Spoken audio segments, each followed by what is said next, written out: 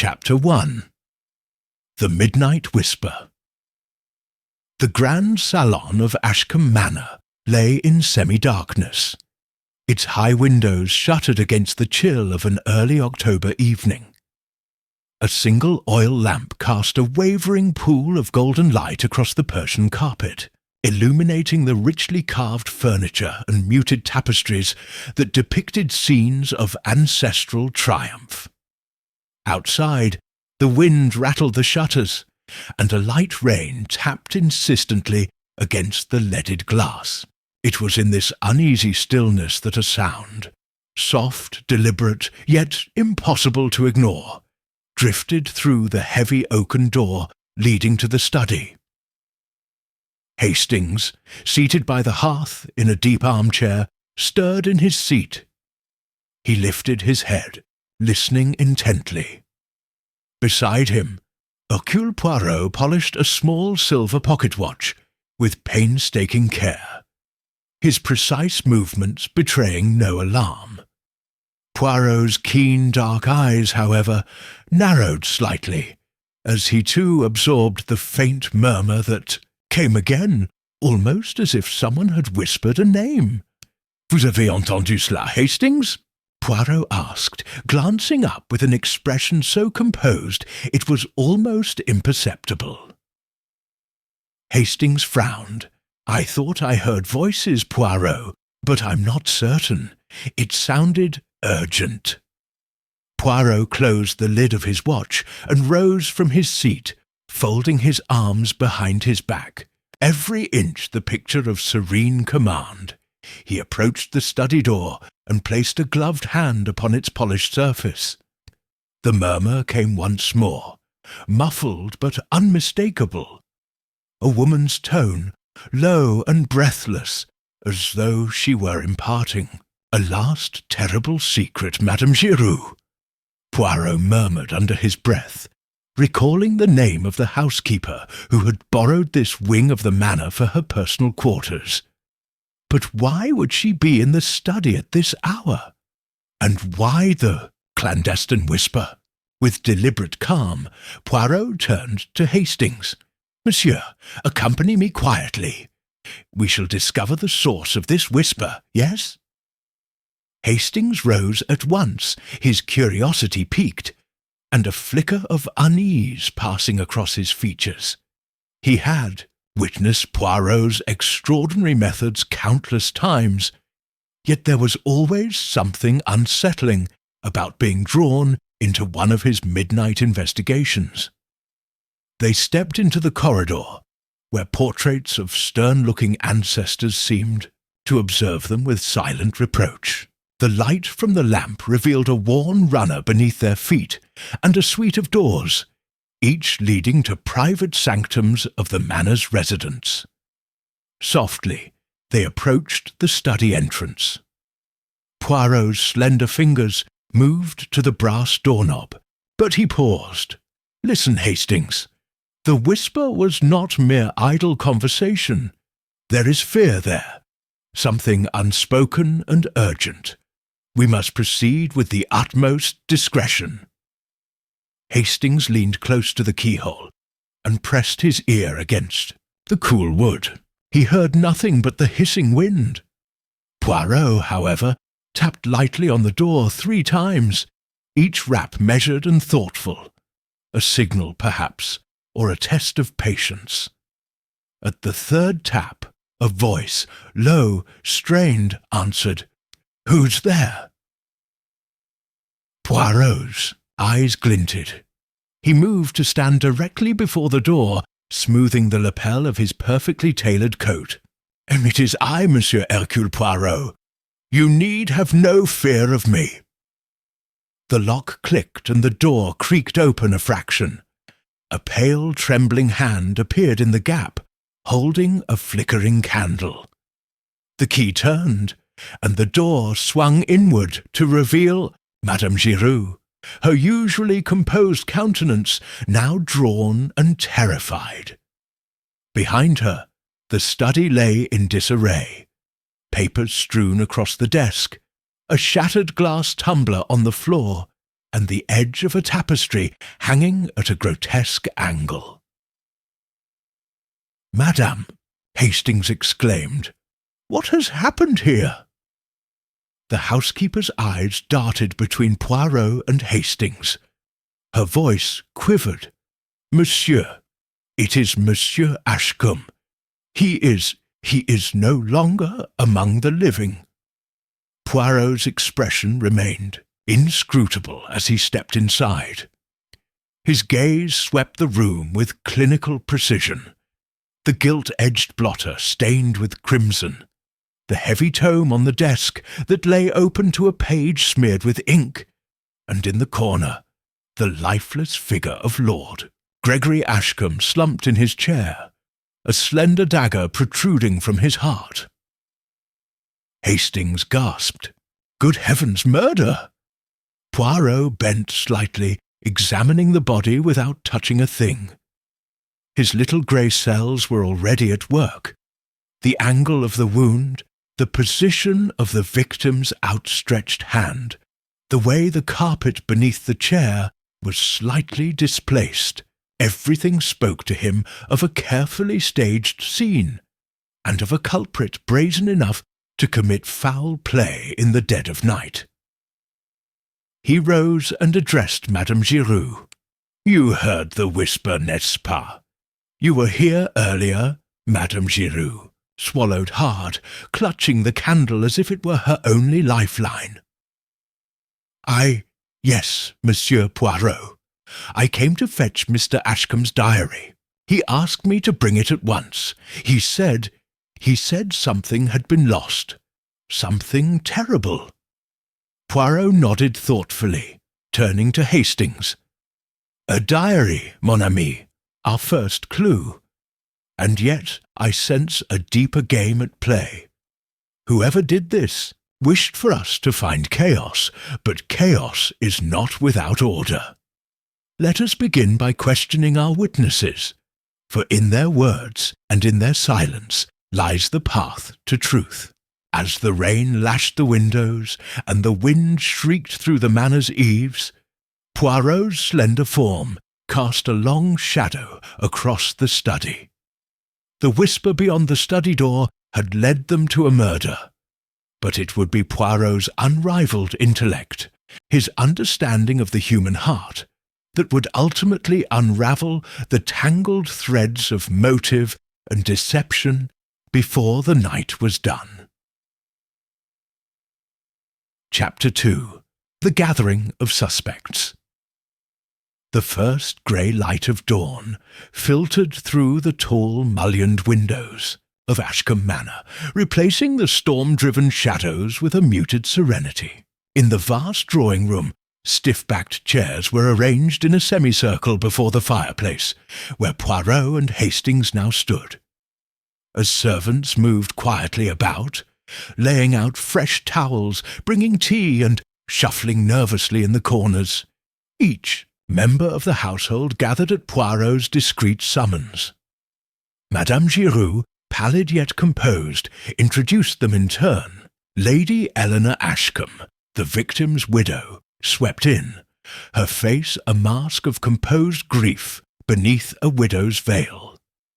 She clasped a handkerchief with trembling fingers, her eyes red-rimmed but her posture unyielding.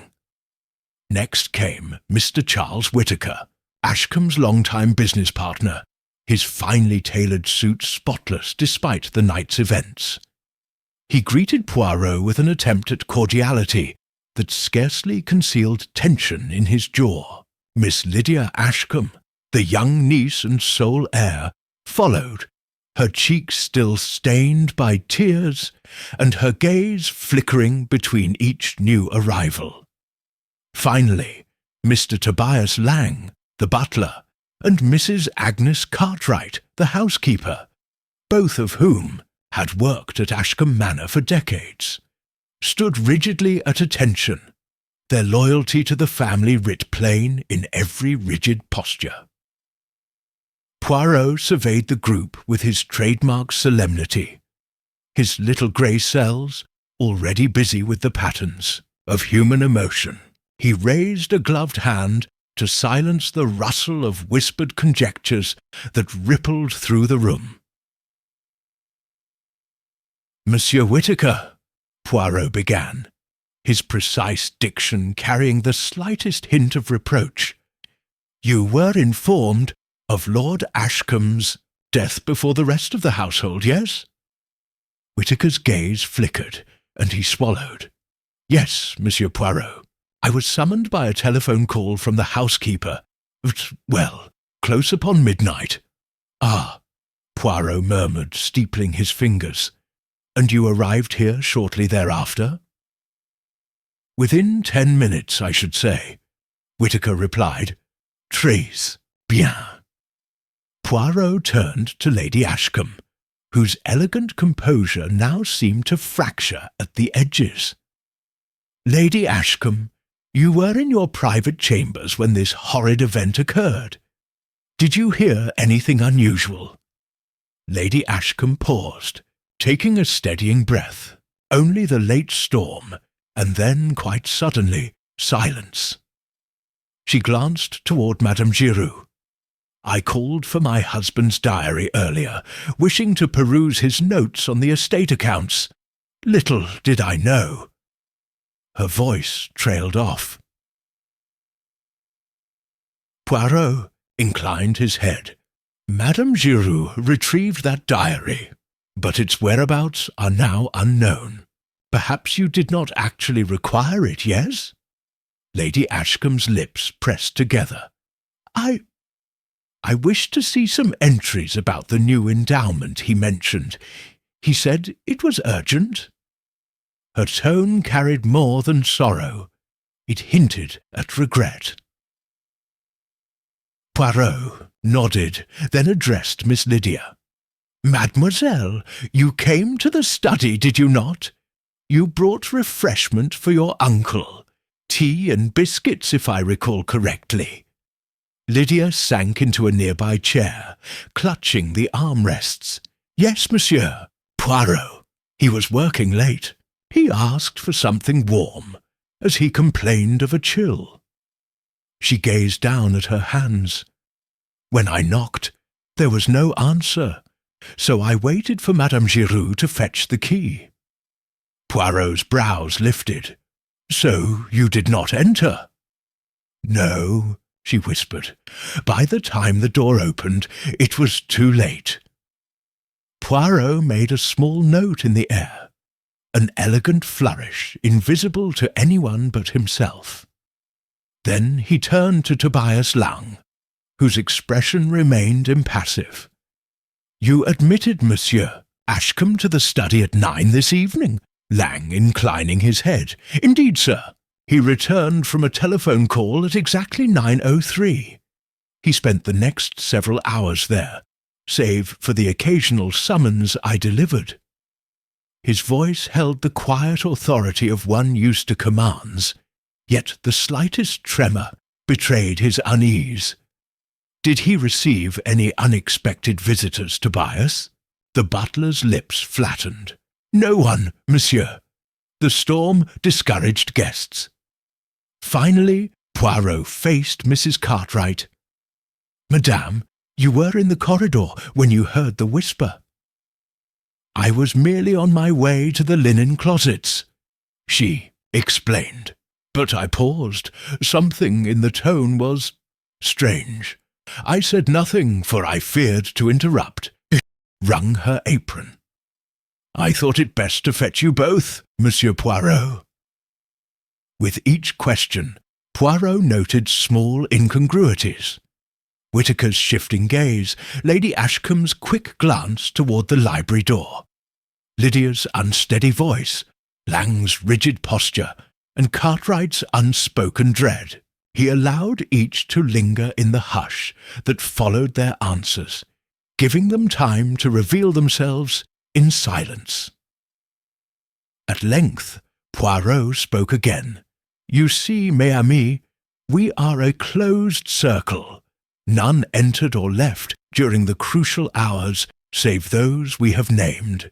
And yet, here lies Lord Ashcombe, dead by a single dagger thrust in the sanctum of his own study.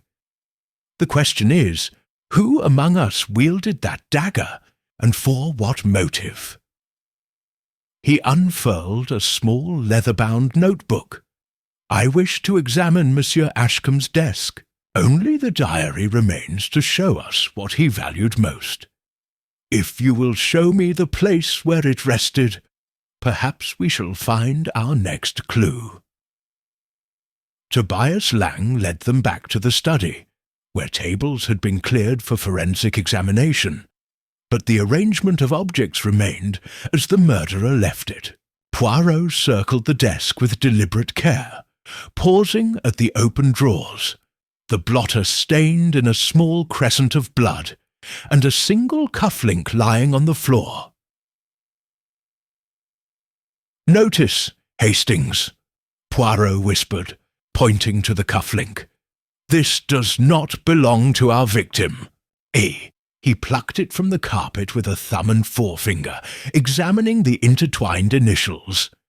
C.W. Hastings' eyes widened. Whitaker's cufflink, surely. Poirot smiled thinly. Or a cunning plant. We must never be too hasty. The unseen hand may have left this here on purpose. As the household stood behind them in anxious silence, Poirot pocketed the cufflink and closed his notebook. His gaze swept the assembled faces, each pale and marked by shock and suspicion. In that instant, the psychological game began in earnest. The careful questioning, the concealed truths, the hidden motives. And in the quiet that followed, each member of the household realized that Hercule Poirot's investigation would pry open every secret, until the final devastating truth was laid bare. Chapter 3. The first false lead-late morning found Poirot and Hastings assembled once more in the drawing-room, the household's tension palpable in the hush that followed each measured footstep. A tray of tea and biscuits stood untouched on a side table. Lady Ashcombe's trembling hand had nearly toppled the silver urn in her haste to join the group. Poirot, however, maintained his composed elegance, folding his hands behind his back as he addressed the assembled suspects. "My friends," he began, his voice calm yet firm, "we must now turn our attention to the testimony and behaviour that, as is often the case, first appear most incriminating. We shall examine the evidence that led Inspector Bloch to make his initial accusation, though I confess I myself have reservations." A murmur rippled through the group. Inspector Bloch, the venerable Scotland Yard detective, had arrived at dawn, declaring unequivocally that Charles Whitaker's cufflink found in the study, in conjunction with a hastily recovered confession, pointed directly to the business partner. Whitaker's protests, however, had been brusquely dismissed. Poirot glanced at Whitaker, whose face had gone ashen since the inspector's pronouncement. "Monsieur Whitaker," Poirot said, "you were taken into custody immediately after Inspector Bloch's questioning. You denied the charge, yet, upon searching your person, the dagger's sheath was allegedly found in your overcoat pocket." Whitaker's voice was tight. "Monsieur Poirot, that is false. Inspector Bloch found no such sheath. My coat pockets were empty," Lady Ashcombe gasped. "But Inspector Bloch told me." Poirot raised a gloved finger. "Precisely, madam. The inspector told you. We rely therefore on his words. But words can falter. They are subject to misinterpretation. Monsieur Whitaker, allow me to ask, when did you last see the dagger you claim no knowledge of?" Whitaker swallowed, rubbing a hand over his trembling chin. "Years ago, it belonged to my father. I gave it to Lord Ashcombe as a gift. I never handled it again." Poirot inclined his head. "A generous gift, yet hardly a weapon one would use lightly. And yet Inspector Bloch insists it was yours.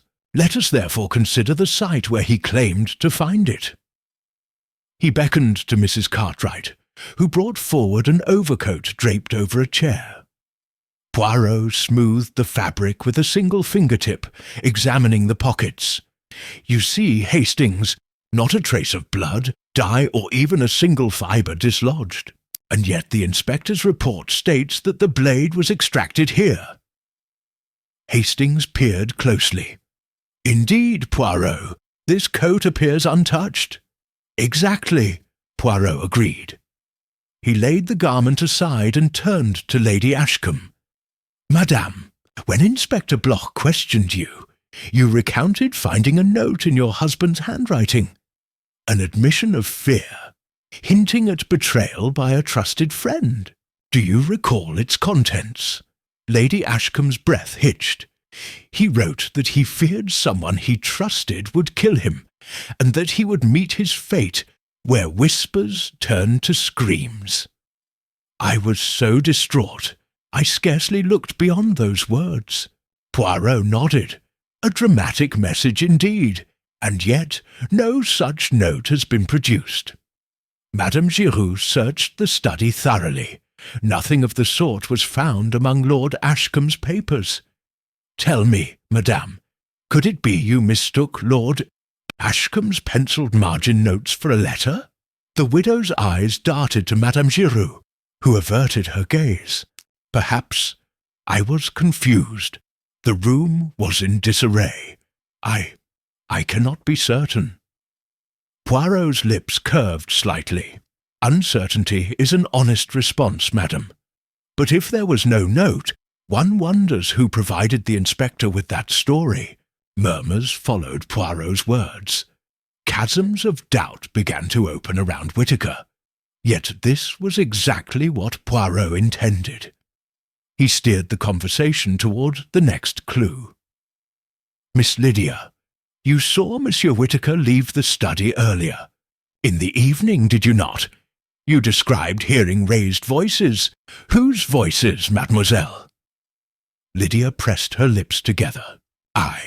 I thought I recognized my uncle's voice, and another, deep, angry.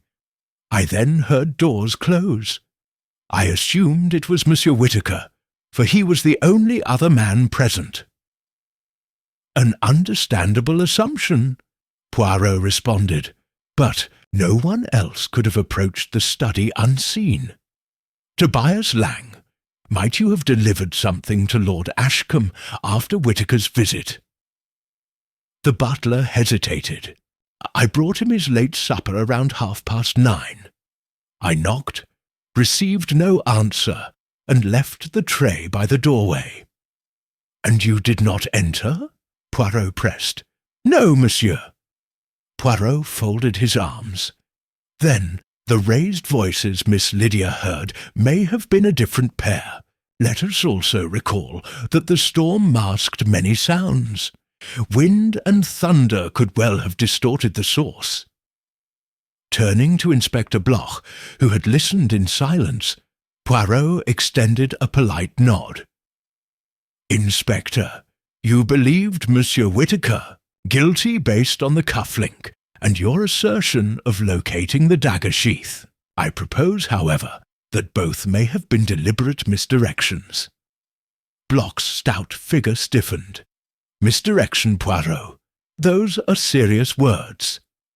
"Indeed, Inspector," Poirot replied, "but I cannot ignore the inconsistencies.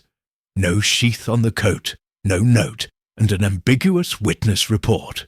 A false lead is exactly the tool a clever perpetrator might employ to shield the truth." A tense silence followed, broken only by the soft pop of the billiard-room's distant door. Each face registered a flicker of apprehension. Whittaker's relief, Lady Ashcombe's confusion, Lydia's guilt, Tobias's worry, Cartwright's concern, and Bloch's considering stare. Poirot raised his voice, concluding the debate. We proceed now with fresh eyes. Let us not be beguiled by that which is apparent. The real culprit will slip from the shadows only when all false leads have vanished. We shall continue our interviews, and, I suspect, when next we reconvene, a new suspect may stand in Whittaker's place. As Poirot swept from the room, Hastings followed, leaving Inspector Bloch frowning at the tea-tray. The first false lead drawn by mere cuff-link and rumour now lay exposed, but beneath it lay a darker, more subtle deception, one that Poirot intended to unmask with ruthless precision. Chapter 4. The Psychological Game. That afternoon, Ashcombe Manor's drawing-room assumed the air of a genteel salon, though each polished surface and embroidered cushion seemed charged with unease.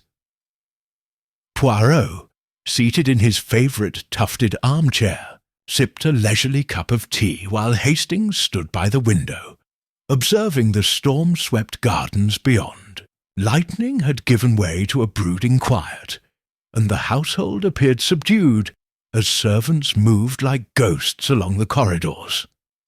Poirot set down his cup with deliberate care. "Mon ami, I propose a little exercise in observation." He turned to Lady Ashcombe, Lydia, Whittaker, Lang, and Cartwright, who were all present under the pretence of afternoon tea. "I shall now relate to you a most curious discovery in Lord Ashcombe's private papers. Please listen closely, and afterward I wish to note each of your reactions." With a flourish, Poirot extracted a folded sheet of paper from his waistcoat pocket. "This," he announced, "is a fragment torn from the final pages of Lord Ashcombe's diary, though I cannot claim it to be genuine." He placed the scrap on the tea-table, its single sentence written in a hurried script. "The endowment must remain secret. Trust no one. Even the closest is suspect." He paused, letting silence build. Eyes flicked to the paper and then to one another. Lady Ashcombe glanced away swiftly, her lips pressed too firmly together. Lydia's fingers tightened around her teacup, porcelain clicking against saucer. Whittaker's face paled briefly. He cleared his throat. Tobias Lang's gaze narrowed as if challenging the authenticity of the note. Mrs. Cartwright's knuckles whitened on her lap. Poirot inclined his head. "Remarkable, is it not? A sentence so ambiguous yet so rife with suspicion." He looked toward Whittaker first. "Monsieur, you seem most unsettled. Does Lord Ashcombe's use of the word closest resonate in a business context, or was there another confidant?" Whittaker shook his head, forcing composure. "Only family, monsieur. The endowment referred to the widow's fund he planned. I know nothing of secrecy." Poirot's little moustaches twitched. "Interesting." He turned to Lady Ashcombe. "Madam, what is your thought?" Lady Ashcombe's voice wavered. "It sounds ominous, but my husband spoke in riddles at times." Poirot's gaze settled on Lydia. "Mademoiselle, you knew of this endowment. Did you not overhear discussions between uncle and aunt?" Lydia hesitated. "Only vague mentions. His diaries sometimes list financial entries, but I never read them." Lang interjected, his voice calm but firm. "Perhaps this scrap is a fabrication." Poirot allowed that suggestion to stand, giving each suspect time to reflect. Then he leaned forward. "We shall test its power. Mademoiselle Cartwright, kindly bring me the register of keys." Hesitantly she rose and fetched a small leather book from an adjoining table. Poirot turned its pages slowly, as if to memorize every entry, though Hastings noticed him watch the faces in the room more intently than the ink. He closed the book and addressed Lang. "This register records every member of the household with access to the study. Only 5 keys exist. Lord Ashcombe's your own, Monsieur Whittaker's, Lady Ashcombe's, and yours, Mademoiselle." He nodded to Cartwright. "Thank you. Keep the register here." Poirot then spoke quietly, almost to himself, a diary torn to hide a secret, or to sow panic. He folded his hands. "Now, I propose that whoever penned this scrap wishes you to question one another. That is the true game, to watch as suspicion fractures the unity of this household." He rose slowly. "We shall reconvene here after supper. I wish each of you to consider, if you wrote this note, what would you hope to achieve? And if not, how does its mere presence influence your trust?" As Poirot departed, each suspect exchanged guarded glances. Hastings followed, whispering, "What is your plan, Poirot?" Poirot's eyes shone with quiet excitement. "The mind, Hastings, is the greatest detective we possess. Tonight we watch for the tremor in the heart that betrays guilt." That evening, the dining-room candles burned low as the household assembled around the long mahogany table.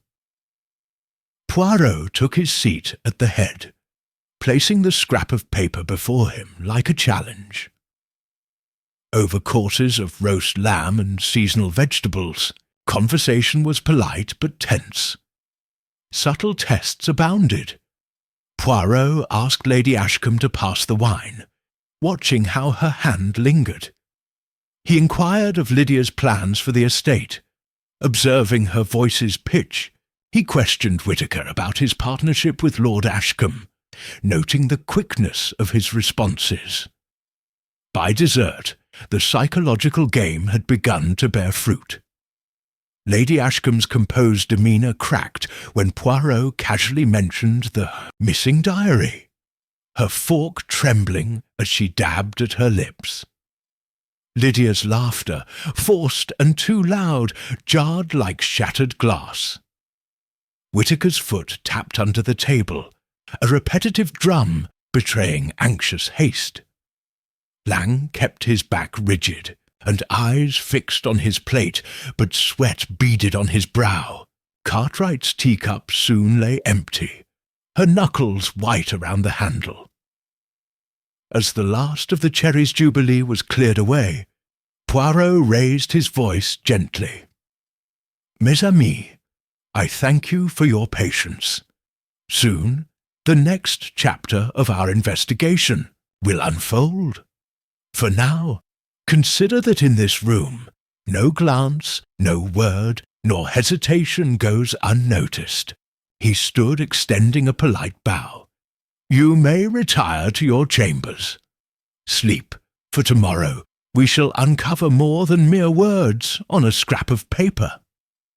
As the servants lit the sconces and the suspects dispersed, Hastings remained by Poirot's side, marvelling at the subtle shifts he had provoked. The psychological game had begun, and in the silent aftermath, Poirot's mind moved swiftly, piecing together the unspoken truths that danced behind each carefully controlled facade. Chapter 5. Another Crime at Twilight. The manor had settled into an uneasy quiet by late afternoon, the storm's tantrum long since spent, but its residue still draping every corridor in a chill hush. Poirot, pacing the library's carpeted floor, consulted his notebook with meticulous care. Hastings stood near the hearth, warming his hands by the low flame, both men aware that the next turn in the investigation would arrive at any moment. At precisely 5 o'clock, A loud knock echoed through the library door. Tobias Lang entered, face ashen. In his gloved hand he carried a silver tray, upon which lay a single item, a blood-stained glove. "Monsieur Poirot," Lang stammered, "there has been another incident, in the billiard room." Poirot's little grey cells flickered to life. "Lead the way, monsieur." They hurried through the grand corridor, the portraits of Ashcombe ancestors watching them impassively. Turning the corner, they found Inspector Bloch already at the doorway of the billiard room, exchanging terse words with Madame Giroux, who stood trembling in the shadows. Inside, the polished green baize of the billiard table was spattered with dark red drops. Lady Ashcombe stood at the farther end, clutching the edge of the table for support. Her widow's veil was discarded, revealing drawn features and a shock of auburn hair. At her feet lay Mrs. Cartwright, unconscious, a small pool of blood spreading beneath her head. Hastings rushed forward. "Cartwright!" Poirot held up a hand. "No, observe first, Hastings." He knelt beside the housekeeper and examined her wound, a shallow grazing cut just above the temple, likely inflicted by a heavy object rather than a blade. Madame Giroux knelt to tend to Cartwright, pressing a clean handkerchief to the wound. Madame Giroux looked up, tears in her eyes. "I returned to fetch fresh sheets for Lady Ashcombe's room when I heard a crash. When I entered, it was as... You see." Poirot stood and moved to inspect the table. A cue stick lay broken in two across the pockets, its wood splintered. On the wall nearby, one of the billiard lamps had been shattered, its ornate glass shade in jagged fragments on the carpet. "Remarkable," Poirot murmured. He turned to Inspector Bloch. "This is not a murder attempt, but a message, n'est-ce pas?" Bloch nodded grimly. "A warning. Cartwright was the intended victim, perhaps, or Lady Ashcombe. Either way, someone meant to frighten us." Poirot's gaze swept the room as if assembling invisible fragments. He noticed a footprint on the dusty hearth, a woman's shoe, pointed toe, the sole imprinted with a delicate rose motif. He then observed that the cue ball remained on the table, but had been struck with ferocious force, evident from the splatter pattern of chalk dust atop it. He approached Lady Ashcombe. "Madam, you were in the drawing-room at the time." "Lady," Ashcombe swallowed. "Yes, I had gone there to compose myself after the morning's questioning. Did you hear anything?" She trembled. "Only a loud crash, then Madame Giroux's scream. I ran." Poirot nodded, then addressed Lang. "Tobias, was anyone else in this wing of the house?" Lang closed his eyes momentarily. "No, monsieur. All servants were occupied elsewhere. I was preparing the evening's meal in the kitchen." Lydia and Whittaker arrived, followed by Cartwright seated on a settee, still pale but conscious. Lydia knelt at her side, eyes wide with horror. Whittaker's face was drawn. Poirot turned them all to face the table. "Observe this room's configuration. The door stands ajar, but shows no signs of forced entry. Whoever caused this chaos did, so swiftly and with intent to alarm." He pointed to the footprint. "This mark suggests a woman of slight build. Madame Giroux, did your shoe bear such a pattern?" Giroux shook her head. "No, monsieur, my shoes are plain." Lady Ashcombe regarded her shoes, then glanced at Lydia's. "Lydia, your new shoes from town, do they bear roses?" Lydia's cheeks flushed. She looked down at her feet. I wore my new shoes this morning. I forgot to change." Poirot's eyes narrowed. Indeed, but if Mademoiselle Lydia left her room in those shoes, she would have left similar prints elsewhere. Yet we see no rose imprints in the corridor, only here. He walked slowly around the table. This suggests the perpetrator wore a different pair to enter, and then stepped into the broken glass here, transferring the rose-patterned sole to the hearth. Hastings frowned. So Lydia's shoe was a red herring. Poirot tapped his chin. Or a planted device. Consider, Lydia's shoes were new, likely known only to a few. The murderer used them to confuse us. He turned to Inspector Bloch. Inspector, collect Lydia's shoes and compare the soles with this print. Meanwhile, we must consider motive. This attack, though non-fatal, carries significant audacity. He addressed the household. Someone seeks to derail my inquiry, to frighten witnesses, and perhaps to conceal the diary's absence more effectively. He paused. But note well, the tapestry beside the fireplace has been lifted, revealing an empty recess. The diary was hidden there. Madame Giroux gasped. The diary! So that is where it went. Lady Ashcombe's voice was tight. But why hide it now? Poirot folded his arms. Because the diary contains key entries. Notes on the secret endowment. Perhaps names or amounts. Our murderer fears its revelations. He looked from one face to another. First, a whisper in the study. Then a false lead cast upon my friend, Whittaker, and now a violent warning to scatter us. But the heart of the mystery lies in that lost diary. He turned to Lang. Tobias, do you recall any recent changes to the hideaway's tapestry? Lang hesitated. Now that you mention it, I recall restapling it late yesterday afternoon. Madame Ashcombe requested more padding behind it. Poirot nodded.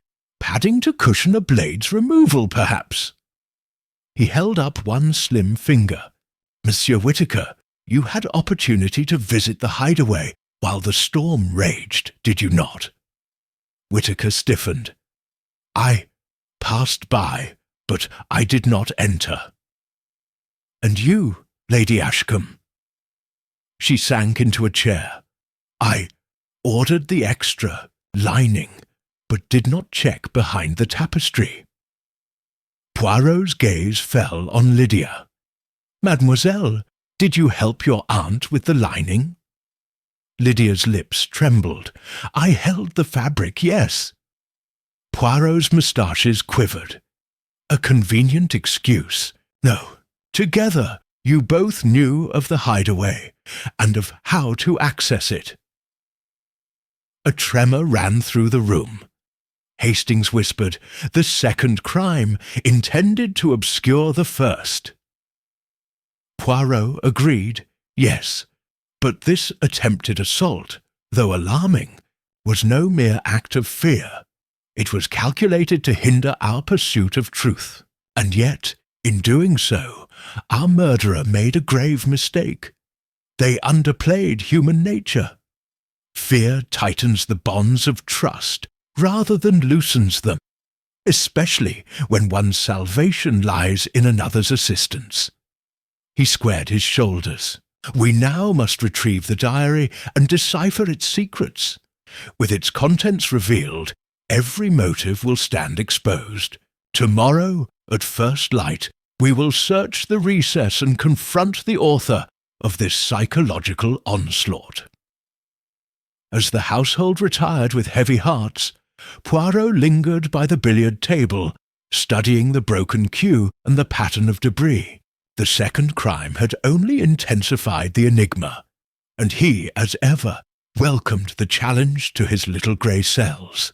The shadow cast by each suspect's concealed truths would soon be illuminated, and he would be there to observe every trembling reaction. Chapter 6. Poirot's Hidden Clue. The following morning, the manor awoke beneath a pale sun that did little to warm its grand halls. Over breakfast in the oak-panelled dining room, a hushed determination filled the air. Poirot sat at the head of the table, his napkin folded precisely on his lap, while Hastings poured tea with an uncharacteristic urgency. The household assembled once more, each face etched with apprehension and weary anticipation. Poirot tapped the rim of his cup gently. "Mes amis, last evening's events have shown that our adversary is both bold and cunning, but boldness often dances atop a foundation of anxiety. We must now press onward to recover Lord Ashcombe's diary, and with it the heart of our mystery." Turning to Tobias Lang, Poirot continued, "Tobias, you recalled restapling the tapestry's padding yesterday. Would you accompany me to examine the recess once more?" Lang bowed and led the way to the billiard-room. There, Poirot swept aside the remnants of shattered glass and propped open the tapestry, revealing the concealed niche. Hastings stood by, notebook in hand, while Inspector Bloch observed impassively. Poirot's eyes flicked over the recess. "Notice, Hastings, the staples are fresh, but not all evenly spaced.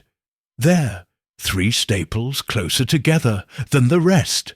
He knelt, and with the tip of a gloved finger, unearthed a tiny metal fragment embedded in the wood, a pin from a fastening device.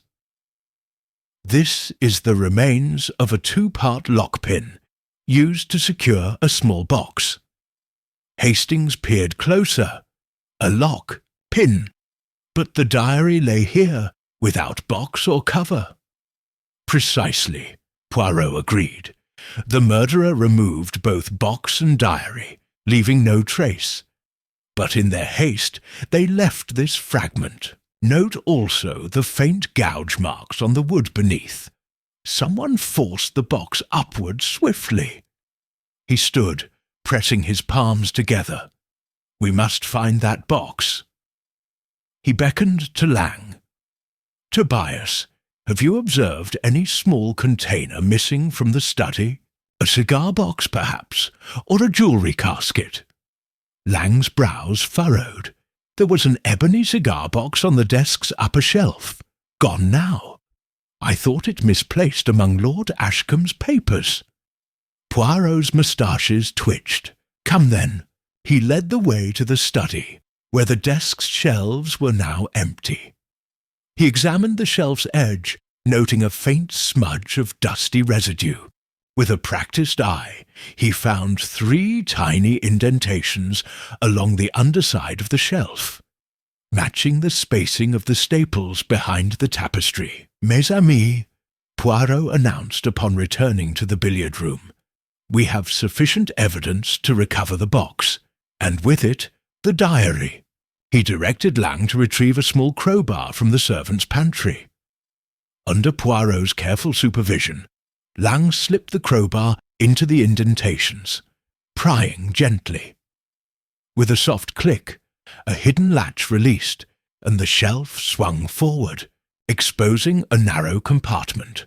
Inside lay an ornate wooden casket, its ebony surface inlaid with silver filigree. Poirot lifted it with reverence. "Here, dear Hastings, is our treasure." He opened the clasp to reveal the leather-bound diary, its cover unmarked by blood or damp. Hastings exhaled sharply. "At last." But Poirot raised a finger. "Not so fast, mon ami. Observe." He opened the diary to its final entry and read aloud the last line. "My greatest fear lurks behind the smile of the closest." His little grey cells shifted gears. The word "closest" appears in the diary, as well as on the scrap we presented. Yet here it is underlined twice. And see, the pen used is a different ink from the rest of the entry." He handed the diary to Hastings for closer inspection. Hastings examined the page. Yes, the ink is darker, fresher. Someone inserted those words deliberately. Poirot nodded. The true author of our scrap wished to emphasize that entry, to point investigation toward that very phrase. But why? Because the culprit is, in Poirot's estimation, the person whom Lord Ashcombe trusted most. He turned toward Lady Ashcombe, Lydia, Whittaker, Lang, and Cartwright, each seated stiffly. "In the drawing-room, I ask you, mes amis, who among you held the closest position of trust with Lord Ashcombe? Who smiled sweetest when he entered the room? Trust is a powerful tool. It cradles secrets and emboldens betrayal." A charged silence followed. Lady Ashcombe's hand trembled on her lap. Lydia brushed a loose curl behind her ear, avoiding Poirot's gaze. Whittaker sat rigid, jaw clenched. Lang's posture remained stiff but wary. Cartwright lowered her eyes until Poirot addressed her. "Madam Cartwright, you spoke of fear when you heard the whisper, yet someone felt comfortable enough to hide the diary behind that tapestry. You know the manor intimately, its corridors, its secrets." Cartwright's voice quavered. I know of a hidden compartment, monsieur, but only because I discovered it while dusting." Poirot inclined his head. "And did you tell Lady Ashcombe of this discovery?" Cartwright hesitated. "No, monsieur. I feared she might dismiss me." Poirot's moustaches twitched. A prudent choice, perhaps, but also a dangerous one. For in keeping silent, you gave the murderer free rein to use your knowledge. Turned to Lady Ashcombe. "Madam, you requested extra padding behind the tapestry, knowing that no one but Cartwright had discovered the latch." Lady Ashcombe's lips parted. I wanted to safeguard my husband's personal notes. I did not think to hide the diary itself." Poirot's gaze shifted to Whittaker. "Monsieur Whittaker, you gave me the cuff-link as a false lead. The pen you said to alter the diary entry matches your own stationery set, does it not?" He produced the scrap and the diary side by side. "Ink from your desk pen." Whittaker's face paled. I do not know what you suggest." Poirot folded his hands. "I suggest that our hidden clue, the compartment, the underlined entry, the fresh ink, reveals our culprit's identity. The person who manipulated trust, who hid the diary, and who framed another." He paused, letting the realization settle. "Yet I will not name the culprit here. The final gathering awaits, where each deception shall be laid bare." As Poirot closed the diary and returned the casket to its niche, Hastings reached out. "So, we know who it is." Poirot smiled thinly. "Yes, Hastings, but let us save the full revelation for the proper stage. After all, a perfectly timed denouement brings the greatest satisfaction." Outside, the manor's windows reflected the pale autumn sky. Within, the secrets of Ashcombe Manor lay poised on the edge of exposure, awaiting Poirot's final stroke of genius. Chapter 7. The Final Gathering.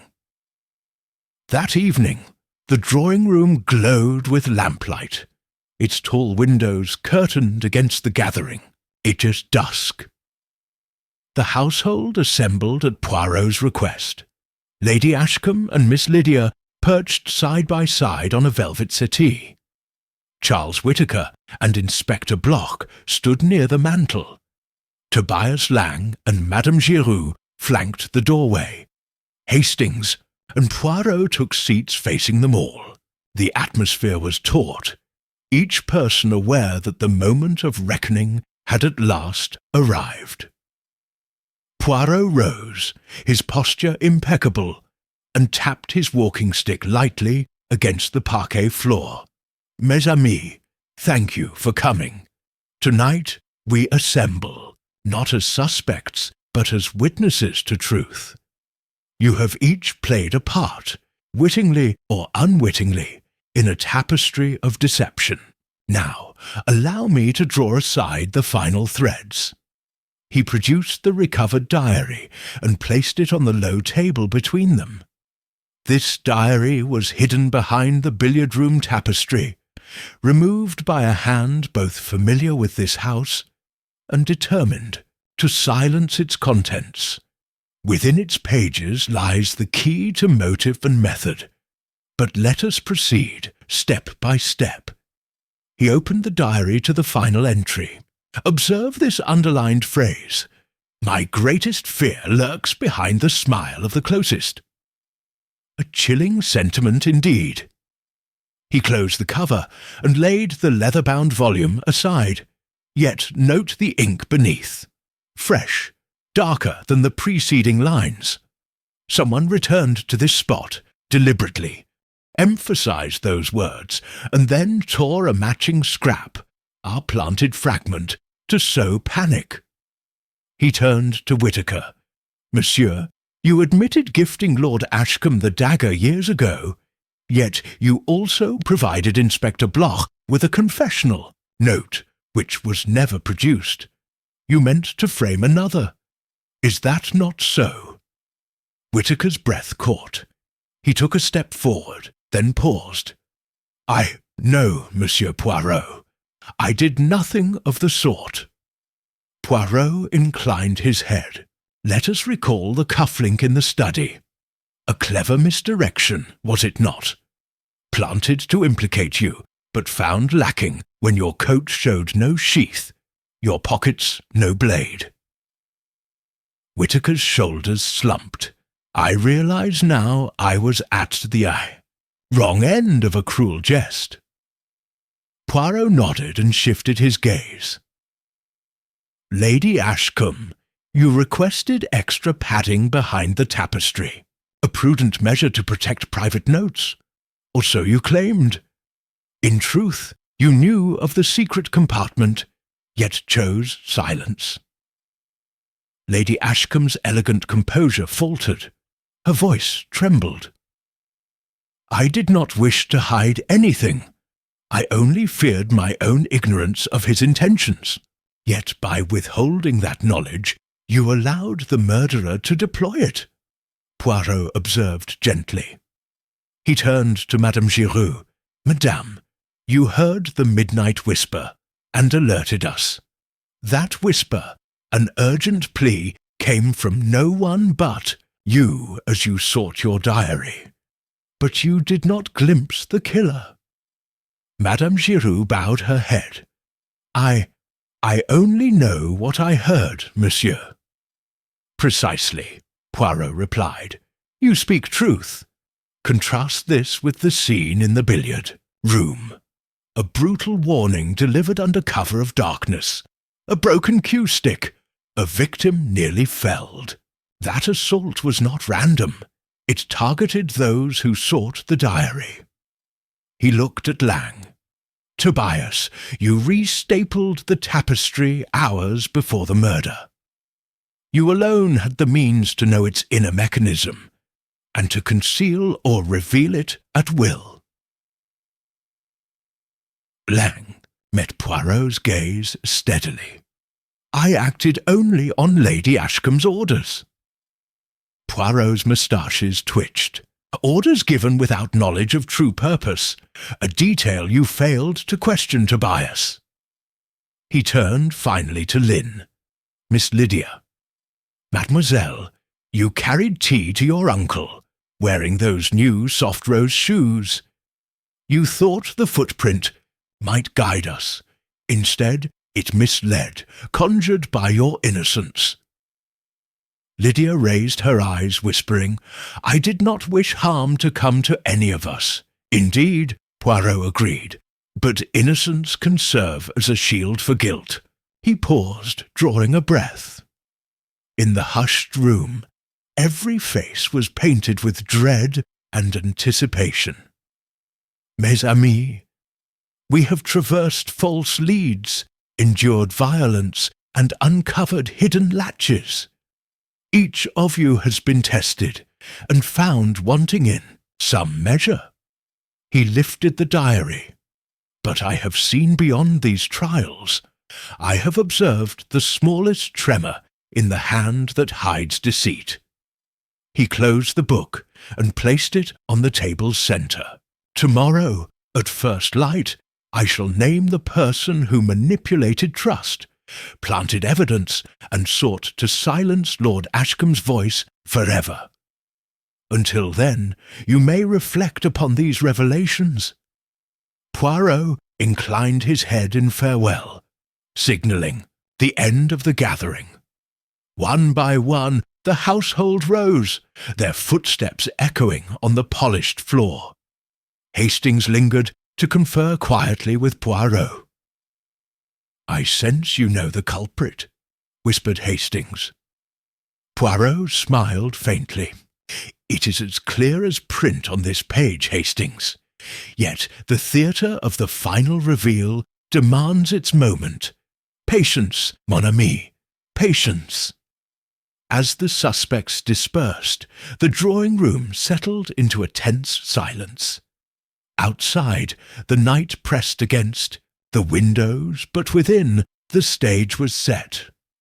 Tomorrow, under the scrutiny of Poirot's little grey cells, every secret would be laid bare, and justice, in its most elegant form, would prevail. Chapter 8. The moment of truth the following morning. A thin mist clung to the manicured lawns of Ashcombe Manor, as the household gathered once more in the drawing-room. Light from the rising sun filtered through the curtains, illuminating anxious faces and casting long shadows across the polished floorboards.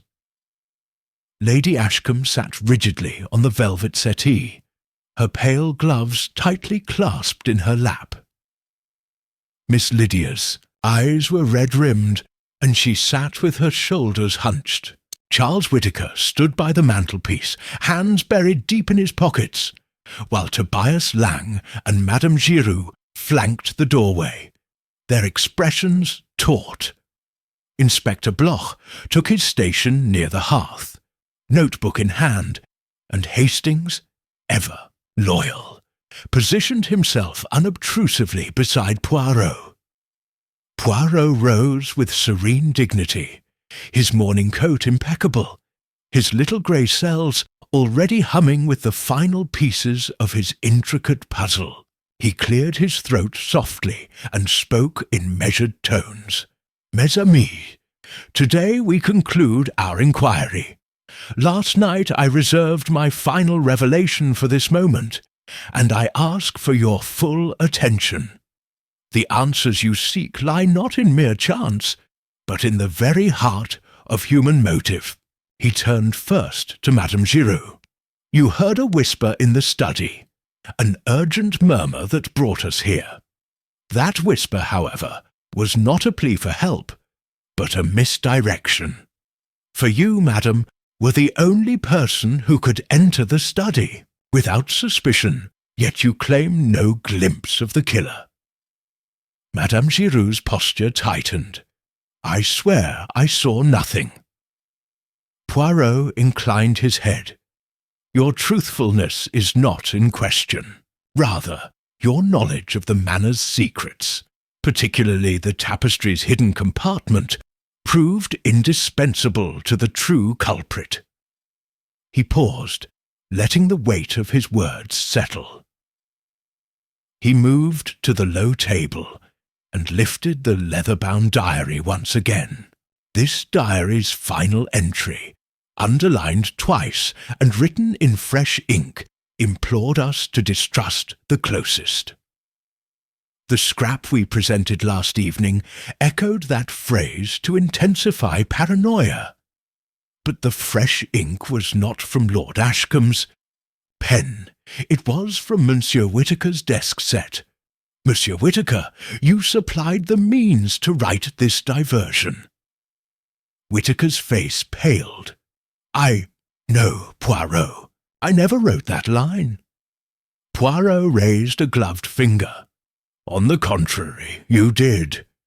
You penned the final emphasis of the closest after Mr. Ashcombe's death to direct suspicion elsewhere. Yet you were not the closest. The closest, seat at his table, both figuratively and literally, was held by his niece, Mademoiselle Lydia. All eyes turned to Lydia, who gasped, clutching at the settee's arm. Poirot held up a single hand to forestall her protestations. "Allow me to continue. Tobias Lang, you restapled the tapestry padding at my behest yesterday, but the fresh staples were placed at odd intervals, 3 close together, matching the indentations we found on the desk shelf. These marks enabled someone to operate the concealed latch not once, but twice, first to remove the diary, and second to conceal it in the casket." Lang's eyes widened. "But I only adjusted the padding." "And you see now how your innocent act provided cover," Poirot said, gently. He turned to Lady Ashcombe. "Madame, you requested that extra lining, believing you protected your husband's personal notes. Yet you were unaware of the diary's location. You acted in ignorance, albeit ignorance that facilitated the true crime." Lady Ashcombe gasped. "You imply I was an accomplice, unwitting, but still involved?" "Unwitting, yes," Poirot confirmed. "Your heart sought only to safeguard your husband's privacy, but it was not you who wielded the dagger, nor you who staged the attempted assault in the billiard room. That act, breaking the cue and striking at Madame Cartwright, was intended to scatter suspicion and recover the hidden diary under cover of chaos." He fixed his gaze on Lydia. "Mademoiselle, you enjoyed your uncle's intimate confidence. He entrusted you with reading his financial entries, particularly those concerning the secret endowment. You feared that if he discovered your knowledge of his plans, he might disinherit you in favour of another beneficiary." Lydia's eyes filled with tears. "No, I would never harm him." Poirot's expression softened, yet remained resolute. "Yet motive need not be malicious to be murderous. You took the dagger, an heirloom from your grandfather, to silence him before he could amend his will. You planted the cufflink to incriminate Monsieur Whittaker, relying on the inspector's eagerness to close the case quickly. When that failed, you staged the billiard-room incident, using your new rose shoes to mislead us about your footprint. Finally, you hid the diary and altered its entry to heighten fear and confusion." She shrank back, pressing a hand to her chest. I only loved him. I did not mean... I did not think..." Poirot inclined his head. "The heart's fiercest passions often blind the mind's better judgment." He paused as Lydia's sobs broke the room's stillness. "And yet, the evidence is undeniable. The fresh ink from your pen, the footprints, the broken cue, each detail orchestrated by you. You alone had the proximity, the emotional motive, and the intimate knowledge of the manor's secrets." At Poirot's final words, Inspector Bloch stepped forward, his notebook closed. "Mademoiselle Lydia Ashcombe, I place you under arrest for the murder of Lord Gregory Ashcombe. You have the right to remain silent." Lydia's shoulders slumped. as 2 constables moved in to take her into custody. Lady Ashcombe rushed to her side, her veil fluttering as she sobbed, "My dear child, why?" As Lydia was led away, Poirot turned to Hastings. "Mon ami, another case closed, but one tinged with the sadness of familial betrayal." He folded his hands and surveyed the room, now emptied of its suspects, save for Bloch, Lang, and Giroux, who watched with sombre faces. Hastings exhaled. "Well done, Poirot. You saw the truth behind every deception." Poirot offered a slight smile. "Merci, Hastings. The tapestry of the human heart holds many hidden seams. Today we have laid them bare." He paused at the drawing-room door, glancing once more at the morning light filtering through the windows. "Now, let us prepare for the outcome and the justice that follows." With that, Poirot left the room, his precise footsteps echoing in the quiet corridors of Ashcombe Manor, where the whisper beyond the study door had at last given way to the clear voice of truth. Chapter 9. Outcome and Justice. The corridors of Ashcombe Manor echoed with hushed footsteps as Mademoiselle Lydia Ashcombe was escorted to the service entrance, bound for the local constabulary. Lady Ashcombe followed, her veil lifted to reveal tear-streaked cheeks and eyes vacant with disbelief. The household seemed suspended in a fragile stillness, each soul grappling with the aftermath of betrayal and sorrow. Poirot and Hastings returned to the drawing-room, joined by Inspector Bloch, Tobias Lang, and Madame Giroux. The heavy diary lay closed on the low table, its secrets now laid bare, and its author in custody. Whitaker, his shoulders heavy with relief and regret, retrieved the ebony casket and replaced it behind the tapestry, leaving the compartment empty, but for the lingering echoes of tragedy. Inspector Bloch addressed the room in his measured tone. Miss Ashcombe confessed without resistance. She admitted her motive, fear of disinheritance, and her method. She used the family heirloom dagger, the same she claimed to prize, to silence her uncle before he could alter his will.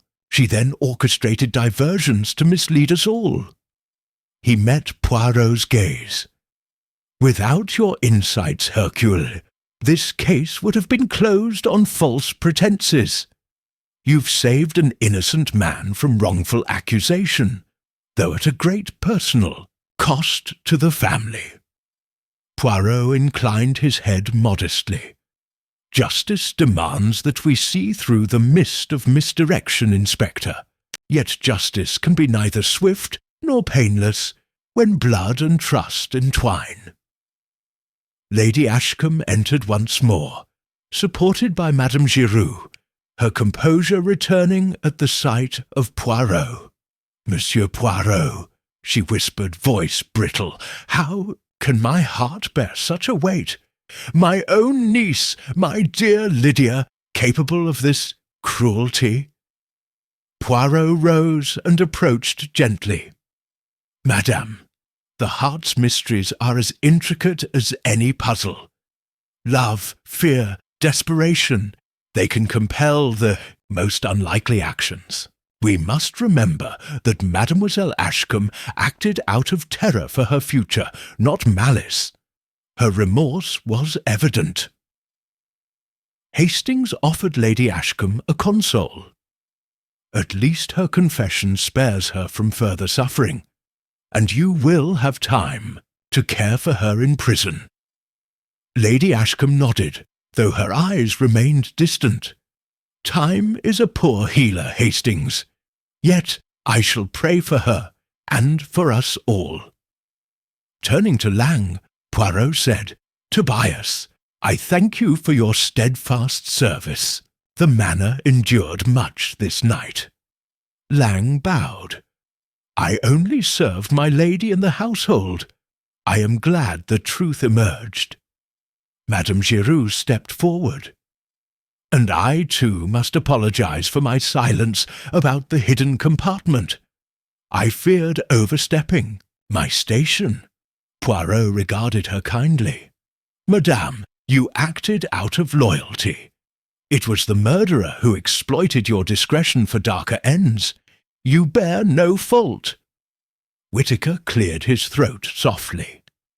Monsieur, shall we oversee the final arrangements? The estate records must be corrected, and Lady Ashcombe's future secured. Poirot nodded. Yes, Monsieur Whitaker. Mademoiselle Ashcombe's actions will invalidate her inheritance, and the secret endowment, a philanthropic fund for the village school, shall proceed under your guidance should you accept the role. Whitaker smiled wanly. I will do my utmost to honour Lord Ashcombe's wishes. As afternoon shadows lengthened, Poirot and Hastings retired to the library to collect their belongings. Hastings broke the silence. Do you think Lady Ashcombe will find peace, Poirot? Poirot paused, gazing at the rows of leather-bound volumes. Peace may elude her for some time, Hastings. Yet out of chaos can grow clarity. The endowment Lord Ashcombe conceived will benefit many, and stand as his legacy beyond this sorrow. Hastings nodded thoughtfully. And Mademoiselle Ashcombe? Her penance will be her conscience, Poirot replied. Let us hope that within the walls of her new confines she reflects upon the cost of desperation. In the meantime, justice has been served. They returned to the drawing-room, where the household gathered for a final farewell. Lady Ashcombe, fortified by resolve, clasped Poirot's hands. Mon cher ami, your insight saved us from false accusations and delivered true justice. I am forever grateful. Poirot smiled gently. Madame, it is my privilege to serve truth. Yet I owe Hastings here my gratitude, his steadfast support through every twist of this case. Hastings bowed modestly. Always at your side, Poirot. The group dispersed. Poirot lingered by the hearth, hands clasped behind his back. The grand manor fell silent once more, its dark secrets unveiled, and its inhabitants changed forever. In that stillness Poirot reflected on the fragile nature of trust, and the perilous paths that fear can lead us down. With a final contemplative glance at the diary, now secured in Whitaker's care, Poirot turned to Hastings. Shall we depart, Hastings? There is much to set right, and much to contemplate.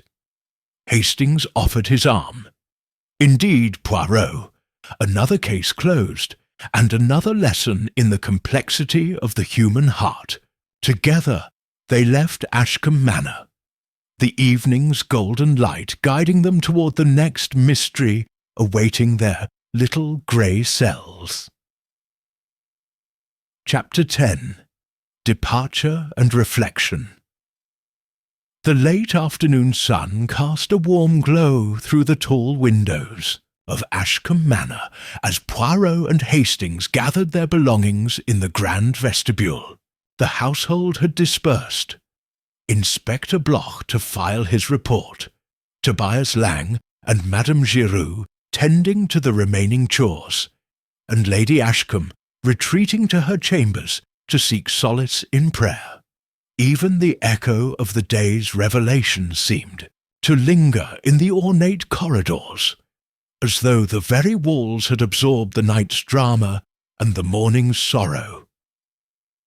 Poirot adjusted his immaculate cravat and cast a final glance at the manor's facade. His little grey cells though temporarily at rest, continued their relentless hum. Hastings, shouldering his travel bag, looked to his friend with admiration. "It is done, Poirot," Hastings said softly. "The case has closed, and justice delivered. Yet I sense no triumph in your eyes." Poirot's gaze remained fixed on the path leading away from the front entrance. "Triumph, Hastings, is a momentary pleasure. What endures is the understanding of the human heart, its hopes, its fears, and the darkness that can dwell beneath a loving smile." Hastings nodded, recalling the image of young Lydia Ashcombe's tear-streaked face, the misplaced trust of Lady Ashcombe, and the calculated diversions that nearly ensnared an innocent man. "Do you ever tire of confronting such pain, Poirot?" The detective's moustaches twitched in what might have been a smile. "On the contrary, Hastings. Each case, however tragic, sharpens our insight. We see the world not just as it appears, but as it truly is. And in that clarity lies our service to justice." They stepped onto the gravel drive, where their carriage awaited. The driver, gloved and solemn, opened the door. Hastings paused, glancing back at the ivy-clad walls of Ashcombe Manor. "Will Lady Ashcombe ever recover?" he asked. Poirot followed, his gaze. "Time and truth are potent healers. Lady Ashcombe's grief will soften as her faith in justice endures. The endowment her husband envisioned will bear his name, and in small ways it will turn sorrow into hope for the village children." Hastings smiled. "A fitting legacy." Poirot inclined his head. "A life well lived, Hastings, deserves a remembrance beyond tragedy. Lord Ashcombe's kindness will ripple outward long after the storm has passed." The carriage rolled forward, rattling over the drive's cobblestones. As the manor receded, Hastings turned to Poirot. "And you, mon ami, what will occupy your little grey cells next?" Poirot's eyes gleamed with anticipation. "Mystery is never far, Hastings. There are always hidden motives, unspoken fears, and secrets waiting behind closed doors. We shall seek them out, after a modest respite, bien sûr." Hastings chuckled. "You truly never rest, do you?" Poirot folded his hands atop his bag. "Rest is for the body, mon ami. The mind must always remain vigilant." He paused, gazing into the distance. "Come, Hastings, let us return to London. Over tea and conversation, we shall ready ourselves for the next adventure. For in every whisper and every hidden compartment there lies the promise of intrigue." As the carriage clattered away, Ashcombe Manor stood bathed in soft light, a silent witness to a drama of devotion, deception, and deduction. And somewhere beyond the horizon, Hercule Poirot's little grey cells already stirred, eager to unravel the next enigma that would challenge the boundaries of human understanding. Chapter 11. The lingering whisper week had passed since Ashcombe Manor fell silent, yet the shadow of its tragedies lingered in every corner of Poirot's mind. One crisp October morning, he and Hastings convened in their London lodgings, the autumn light slanting across the small sitting-room. Hastings poured tea as Poirot examined a slip of paper, its edges torn raggedly. "An invitation to revisit Ashcombe Manor, Hastings," Poirot murmured, smoothing the note. "Lady Ashcombe requests my counsel regarding the endowment's formal inauguration. She pleads urgency." Hastings frowned. "After all that transpired, she still needs your help?" Poirot folded the paper carefully. Her heart remains unsettled. She seeks reassurance that her husband's legacy will endure untainted by sorrow. We shall journey there in 2 days. That afternoon, Hastings paid a visit to Lady Ashcombe in London, finding her in a quiet cluster of rooms overlooking Regent's Park. Her composure had returned, though grief still brightened her eyes.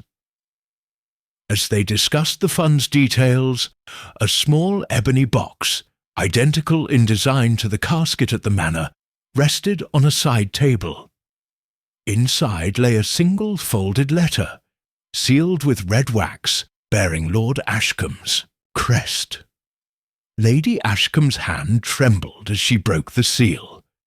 "I discovered this among my husband's papers only this morning," she whispered. "I thought it lost." Hastings exchanged a glance with her. "What does it say?" She unfolded the note, reading in hushed tones. "My dearest Eleanor, should anything befall me, trust that one secret remains buried, one no little grey cells may unearth. Yours always, Gregory." Her eyes widened. "He speaks of another secret, Hastings, something he believed inviolable." Hastings's brow furrowed. A secret even Poirot did not uncover. Lady Ashcombe pressed the letter into Hastings's hand. "Show this to Monsieur Poirot. Perhaps it explains the unrest I still feel." That evening, back at Green Street, Poirot examined the letter by lamplight. His moustaches quivered as he traced the flourish of Lord Ashcombe's handwriting. "Intriguing, Hastings. Another layer entirely. The victim himself foresaw a truth beyond our discovery." Hastings leaned forward. "Do you think this suggests a co-conspirator, a motive we missed?" Poirot tapped the paper gently. "Not yet, mon ami. It is but a whisper of doubt, a deliberate afterthought. We must be patient, for the true meaning will reveal itself in due course."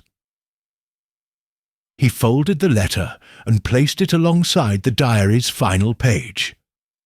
In the soft glow, the 2 documents, one torn, one sealed, lay side by side. Hastings watched Poirot's thoughtful expression, aware that their respite was ending. "Shall we return to Ashcombe, Poirot?"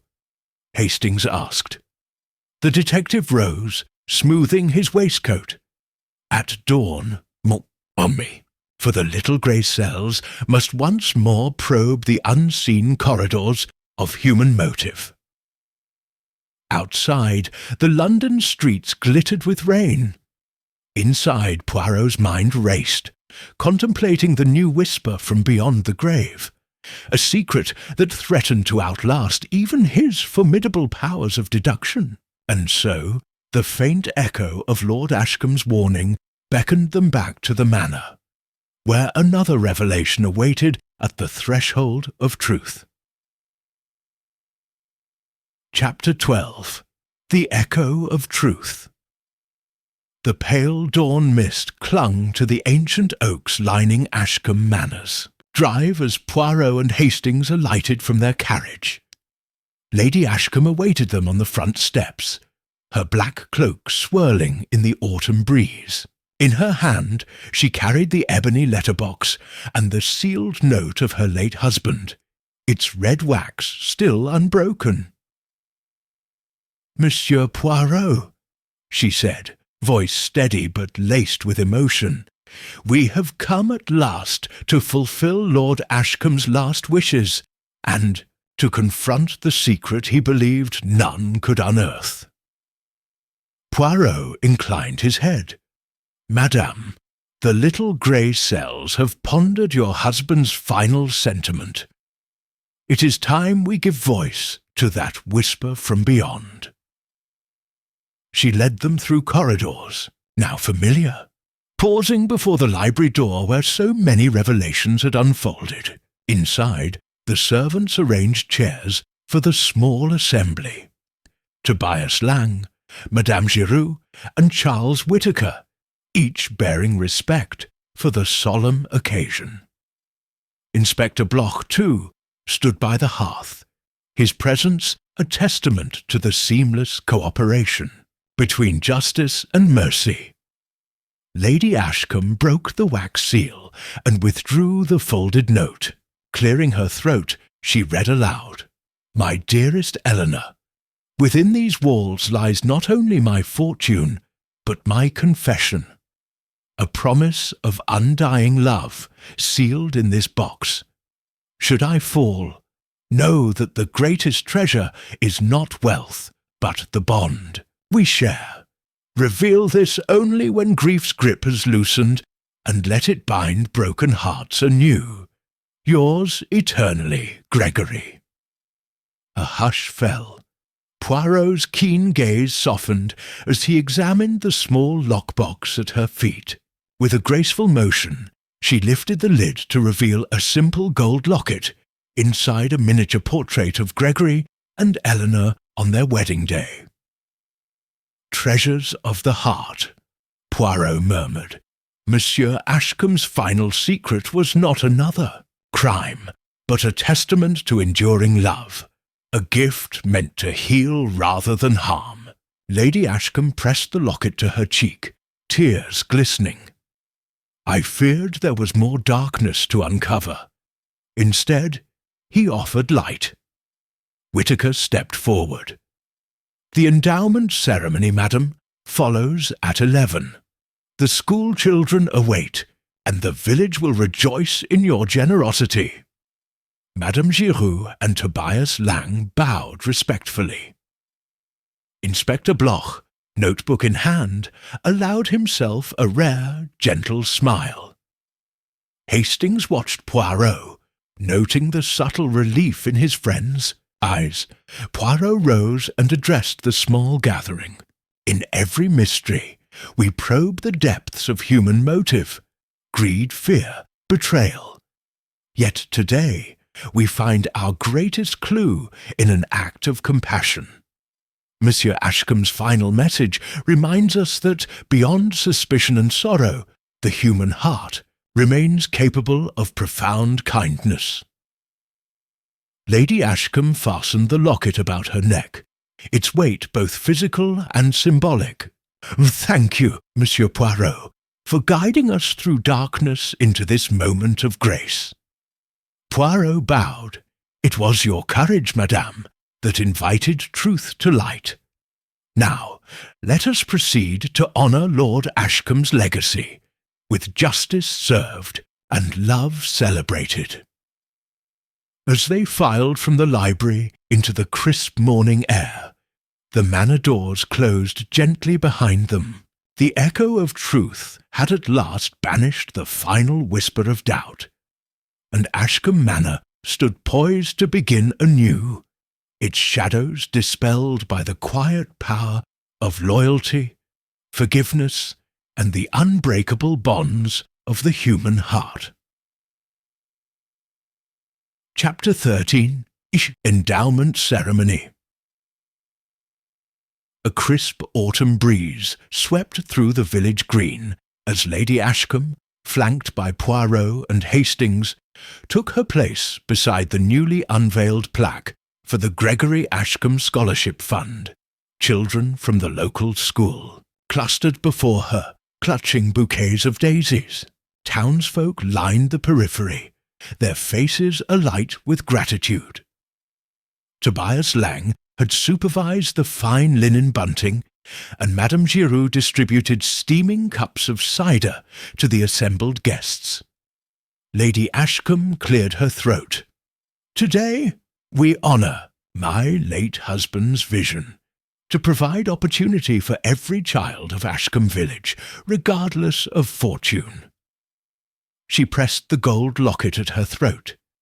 "In his memory, this fund shall nurture hope." Applause rang out. mingled with her hair few tears as the ribbon fell away. Poirot stood quietly to one side, watching the villagers.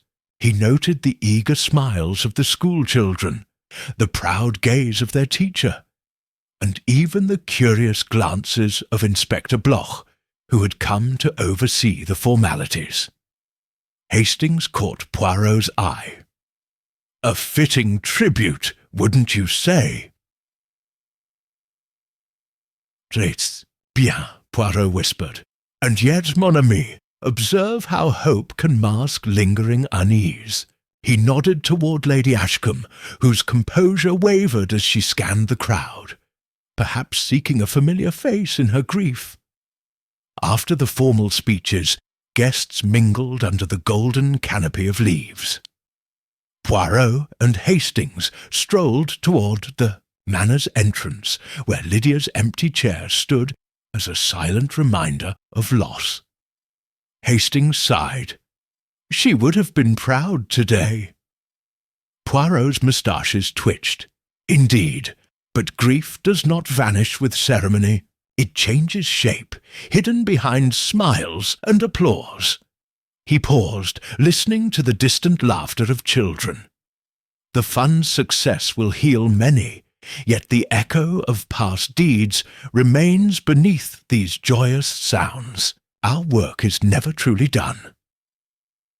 As the sun dipped low, casting long shadows across the green, Lady Ashcombe approached them. "Monsieur Poirot, I cannot thank you enough. My heart feels lighter, yet I sense one more truth waits in the silence." Poirot inclined his head. "If a whisper still lingers, madam, it shall not escape the little grey cells." Hastings and Poirot watched Lady Ashcombe rejoin her guests, a determined glimmer in her eyes. Beneath the celebration's brightness, a final spark of mystery remained, one that promised another chapter of revelation yet to unfold. Chapter 14. The Secret Codicil. That evening, after the ceremony's glow had faded and the villagers dispersed, Poirot and Hastings joined Lady Ashcombe in the Manor Library once more. The room's tall bookshelves cast soft shadows beneath the lamplight, and on the desk lay the ebony locket box and Lord Ashcombe's sealed letter. Lady Ashcombe's composure, though steadier now, still bore a trace of unease. "Monsieur Poirot," she began, "ever since the inauguration, I have felt as though one final truth eludes me. My husband spoke of a confession no little grey cells could unearth. Yet I sense his meaning lies within this very room." Poirot smiled gently. "Madame, you were wise to return here. The domain of Lord Ashcombe's private papers often conceals that which his heart intended hidden, even from death." He requested the sealed letter and the locket box be placed before him. With gloved fingers, he lifted the portrait locket again, peering at the tiny wedding miniature. Then carefully, he examined the locket's hinge. "Observe, Hastings," Poirot murmured. "A faint groove along the inner rim, too minute for mere decoration. A concealed compartment, perhaps?" Lady Ashcombe's eyes widened. "A hidden compartment in the locket?" Poirot, with the tip of a slender blade drawn from his cane, pressed gently at a barely perceptible notch. The locket's back plate slid aside, revealing a folded strip of parchment yellowed with age. Madame Giraud, who had accompanied them, gasped softly. "I never noticed that." Poirot unfurled the parchment, reading aloud. "Eleanor, if ever remorse overcomes you for our dear Lydia, know this. I have provided for her welfare beyond these walls. A trust fund, independent of inheritance, awaits her release. Let her find forgiveness in acts of service, not in gold alone. In this my love persists." A silence followed, broken only by the crackle of the hearth. Lady Ashcombe pressed a hand to her heart, tears glistening. He loved her still, even after— How could I not have seen this before? Poirot folded the parchment carefully. Monsieur Ashcombe foresaw the pain his niece might endure. This secret codicil ensures Lydia's future hope, created in compassion, concealed in love. Hastings placed a comforting hand on Lady Ashcombe's shoulder. "Your husband's final act was mercy itself." Poirot glanced from the locket to the sealed letter. "And the note you found among his papers, his last whisper, was not a premonition of another crime, but a promise of redemption, a deeper confession of faith in human goodness." Lady Ashcombe smiled through her tears. "At last, my heart is at peace. His legacy will heal not only the village, but our own broken hearts." Poirot rose and bowed. Justice and love, each a reflection of truth. Tonight we have uncovered the secret that surpasses all investigations, the enduring power of forgiveness. As the three stood in the warm lamplight, the library no longer seemed a place of shadows, but of gentle revelations. With the final whisper of Lord Ashcombe's love now made manifest, Ashcombe Manor could truly step into a new dawn of hope and reconciliation. Chapter 15. Shadows in the Ledger. The following evening, Ashcombe Manor lay bathed in the soft glow of twilight, its corridors hushed save for the distant chiming of the old grandfather clock. Lady Ashcombe, looking steadier than at any time since the tragedy, had insisted upon an informal gathering in the library to review the estate's financial records before formalizing the scholarship trust. She deemed it a fitting tribute to her late husband's meticulous care for the manor, and a prudent measure to ensure transparency. Poirot and Hastings entered first, finding Lady Ashcombe seated at the long oak desk, poring over ledgers that detailed the endowment's assets. Candles flickered in crystal sconces, casting dancing shadows upon the spines of leather-bound volumes. Tobias Lang stood at attention nearby, ready to fetch any additional documents, while Madame Giroux hovered discreetly by the door, her composure regained but her eyes reflecting the room's solemnity. "Monsieur Poirot, thank you for returning," Lady Ashcombe said, lifting her gaze. "Before the Trust's public launch, I wish to verify every entry. Perhaps you can assist me in confirming these figures." Poirot offered his gloved hand. "With pleasure, madam. The little grey cells delight in numbers as much as in human foibles." He gestured to Hastings. "Would you fetch the supplementary financial journal from the study's top drawer?" Hastings complied, leaving the library and returning moments later with a slender leather-bound volume. He placed it alongside the open ledger. Poirot ran a finger down the printed columns, murmuring observations in his low, lilting French accent. "Note, Hastings," Poirot said, "that the endowment's seed capital is listed here as $12,500. Yet, in the supplementary journal, Lord Ashcombe recorded a transaction of $13,000 against confidential disbursement. That $500 difference merits our attention." Lady Ashcombe frowned, tracing the line with her finger. "I see it now.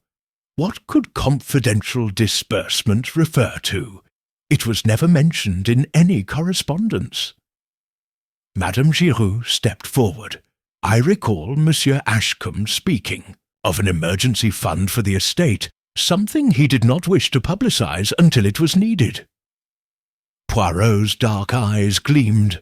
An emergency fund, you say? And was that fund ever accessed? No, Lady Ashcombe replied. After his death, we found no record of any withdrawals. The balance remained untouched until now. She glanced at Lang. Tobias, did you note any missing documents when you arranged the vault yesterday? Lang bowed his head. I did. Notice a small envelope gone from the locked cabinet, a plain brown one, unmarked. I assumed it merely slipped into a file. Poirot stood and approached the cabinet. He opened its heavy doors and retrieved the small safe within, inspecting its surface. An unmarked envelope. Intriguing. If that envelope contained the missing $500 voucher, then someone removed it deliberately. Hastings spoke with concern. But who would need that envelope? And why conceal it from Lady Ashcombe? Poirot turned to Madame Giroux. Madame, you had access to this cabinet when you fetched the locket box. Did you see this envelope then? Madame Giroux hesitated. No, monsieur, I did not notice any envelope.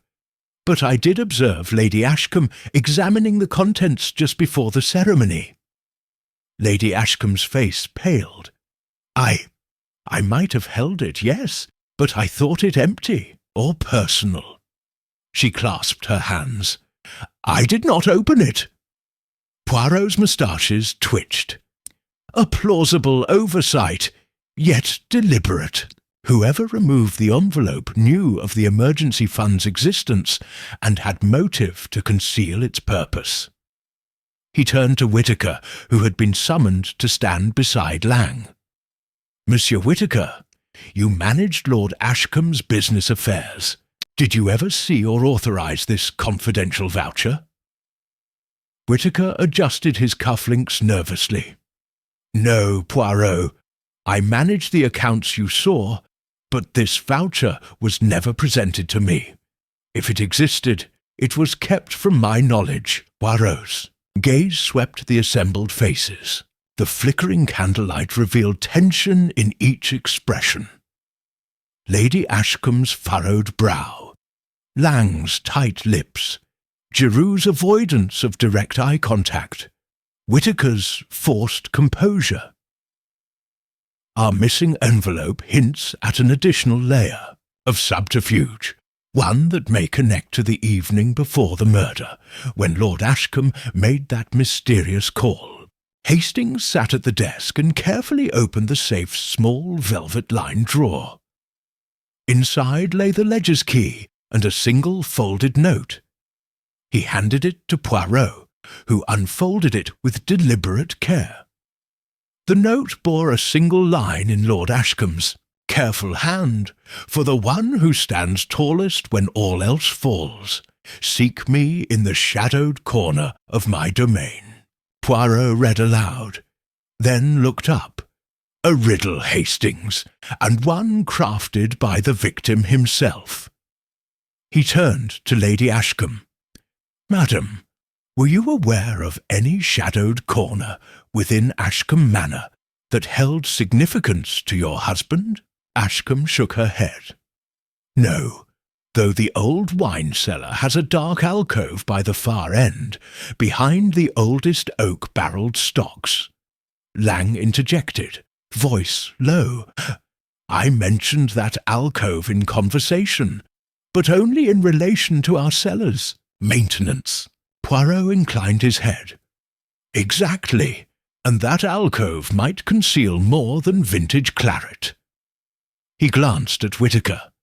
Monsieur Whittaker, did you accompany Lord Ashcombe to the wine cellar that evening? Whittaker's throat bobbed. I did, but only briefly. He wished some choice bottles fetched. We did not speak of the endowment or the fund. Poirot's eyes narrowed. Yet the ledger's $500 voucher, moved by untraceable hands, could have compensated someone for securing silence or removing evidence. The cellar's shadowed corner provides anonymity and convenience. I propose we examine that alcove at once. Lady Ashcombe nodded, rising. Yes, let us go. They moved swiftly through the manor's corridors to the stone-flagged kitchen entrance, descending into the cool gloom of the wine cellar. Rows of oak barrels lined the walls, and, in the far right corner, hidden behind stacked cases, lay a small arched recess. Poirot held a lantern aloft, illuminating the niche where the stone floor bore a fresh scuff. Here, Poirot whispered, kneeling to inspect. The scuff matches the width of a man's boot. And see this? He pointed to a narrow crack in the mortar, evidence of a hidden drawer beneath the flagstone. Hastings fetched a small chisel from Lang's toolkit. Together, they pried aside the stone, revealing a shallow wooden compartment. Inside lay a damp, mould-speckled envelope, identical to the one missing from the cabinet. Poirot withdrew it, carefully opening to reveal a crisp banknote folded twice and a slip of parchment. $500. For your discretion, Mr. Lang. Keep both ledger and lips sealed. Lang's face drained of colour. This was for me, Poirot. Rose addressing Lang. It seems so. Money quietly offered, presumably to ensure your silence about some perilous knowledge. He turned back to Lady Ashcombe. And who, madam, might have had the power to promise Mr. Lang such discretion? Lady Ashcombe looked between Lang and Whittaker. Only my niece, Miss Lydia, could have known of both the fund and your butler's loyalty. But she is far away now. Her voice trailed off. Poirot folded the parchment and slipped it into his waistcoat pocket. Yet the presence of this bribe complicates our understanding of motive and opportunity. If Lang accepted a hush payment, he may have unwittingly become an accessory or been manipulated in a larger design. Lang shook his head, wiping sweat from his brow. I accepted nothing, monsieur. I found the envelope this morning and— Precisely, Poirot said softly. You discovered it only after the ceremony and did not mention it until asked. A prudent choice, which also preserved the scheme's confidentiality. He turned to Hastings. Hastings, we have unearthed a fresh conspiracy, one that stretches beyond Lydia's desperate act. There is another puppeteer, and their strings reach through the ledger's fine accounting. He stood, lantern in hand, and looked at Lang gravely. Tobias, you might wish to recall everything you saw, heard, or felt in that cellar the night Lord Ashcombe met his fate. Your memory may hold the key to exposing this new architect of deception. Lang swallowed, nodding. I will do so, Monsieur Poirot. Poirot extinguished the lantern's flame and pocketed the brass key used to open the alcove. We return to the manor. The ledger's shadowed corner has yielded its secret, but more darkness remains. Our next step is to trace the origin of this 500, and with it we shall discover the true mastermind who orchestrated each layer of deceit. As they ascended the cellar stairs, the taste of mystery hung heavy in the air. In the hush that followed, Ashcombe Manor's hidden drawer had spoken, and its echo promised revelations yet to come. The final gathering loomed, but for now the puzzle deepened, and Poirot's little grey cells embraced the fresh challenge with undiminished fervour. Chapter 16. Unmasking the benefactor late that same evening, Poirot convened a discreet meeting in the drawing-room with Tobias Lang and Hastings. The rest of the household had retired, leaving the two detectives and the butler to unravel the tangled web hinted at by the secret envelope. A single lamp illuminated the polished mahogany table upon which Poirot had laid the recovered voucher, the parchment note, and the ledger excerpts. "Tobias," Poirot began softly, "you have told us of finding this envelope in the cellar, and of its contents, that it promised you $500 for discretion. You have also mentioned that the envelope was unmarked and indistinguishable from others in the cabinet. I wish now to learn how you came to recognize its import." Lang cleared his throat. "Monsieur, when I first touched it, I felt the weight of the banknote through the damp paper. I opened it instinctively, curious at the heft, yet I did not examine the handwriting closely until Monsieur Hastings called my attention to the scrawl." "Precisely," Poirot agreed. "So the envelope lay hidden all this time until you stumbled upon it. Tell me, did you notice any odours, ink, wax, or even cologne, when you handled it?" Lang frowned, concentrating. "Now that you mention it, there was a faint scent of lavender, the same I have noticed on Madame Giroux's handkerchief." Hastings's eyebrows rose. "Lavender? Madame Giroux's? Could it be mere coincidence, or a clue pointing to her involvement?" Poirot nodded thoughtfully. "An astute observation, Hastings. Yet lavender is not uncommon in this household. We must be cautious not to leap to conclusions. Instead, let us trace the origin of the funds." He pulled a small magnifying glass from his vest and studied the banknote's watermark. "This note comes from the new series issued by the bank last month. It would have been withdrawn from a teller's window, likely during banking hours." He unfolded a scrap of wick from the corners of the voucher. "Hastings, kindly produce the blotter from my desk, where I keep letters from the bank." Hastings retrieved a blotter and placed it beside Poirot. The blotter's edges bore faint impressions of writing, and scattered lavender petals pressed between its pages. Poirot ran his finger over the impressions. "Look, an imprint of handwriting matches that on the voucher."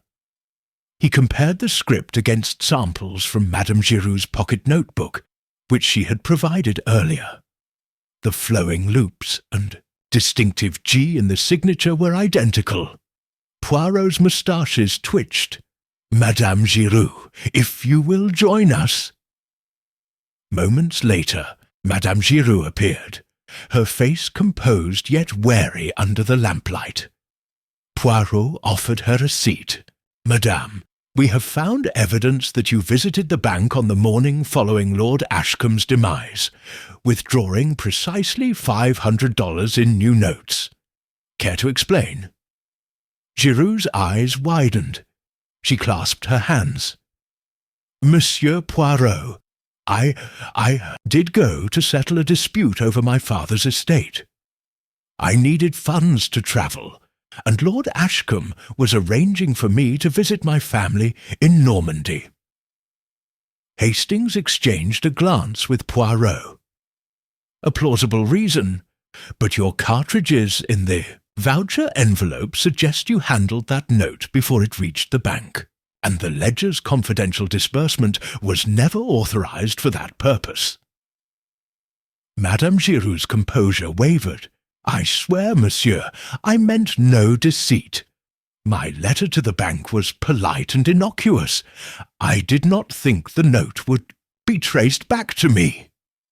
She looked toward Poirot, pleading. "I only sought assistance, nothing more." Poirot inclined his head politely. "Your explanation is gracious, madame, but the timing is curious. The ledger entry appeared before any request from you reached Lord Ashcombe. It suggests prior knowledge of both the fund's existence and of your need. He turned to Lang. Tobias, do you recall Madame Giroux asking you to leave a note for Lord Ashcombe on the morning he died? Lang hesitated.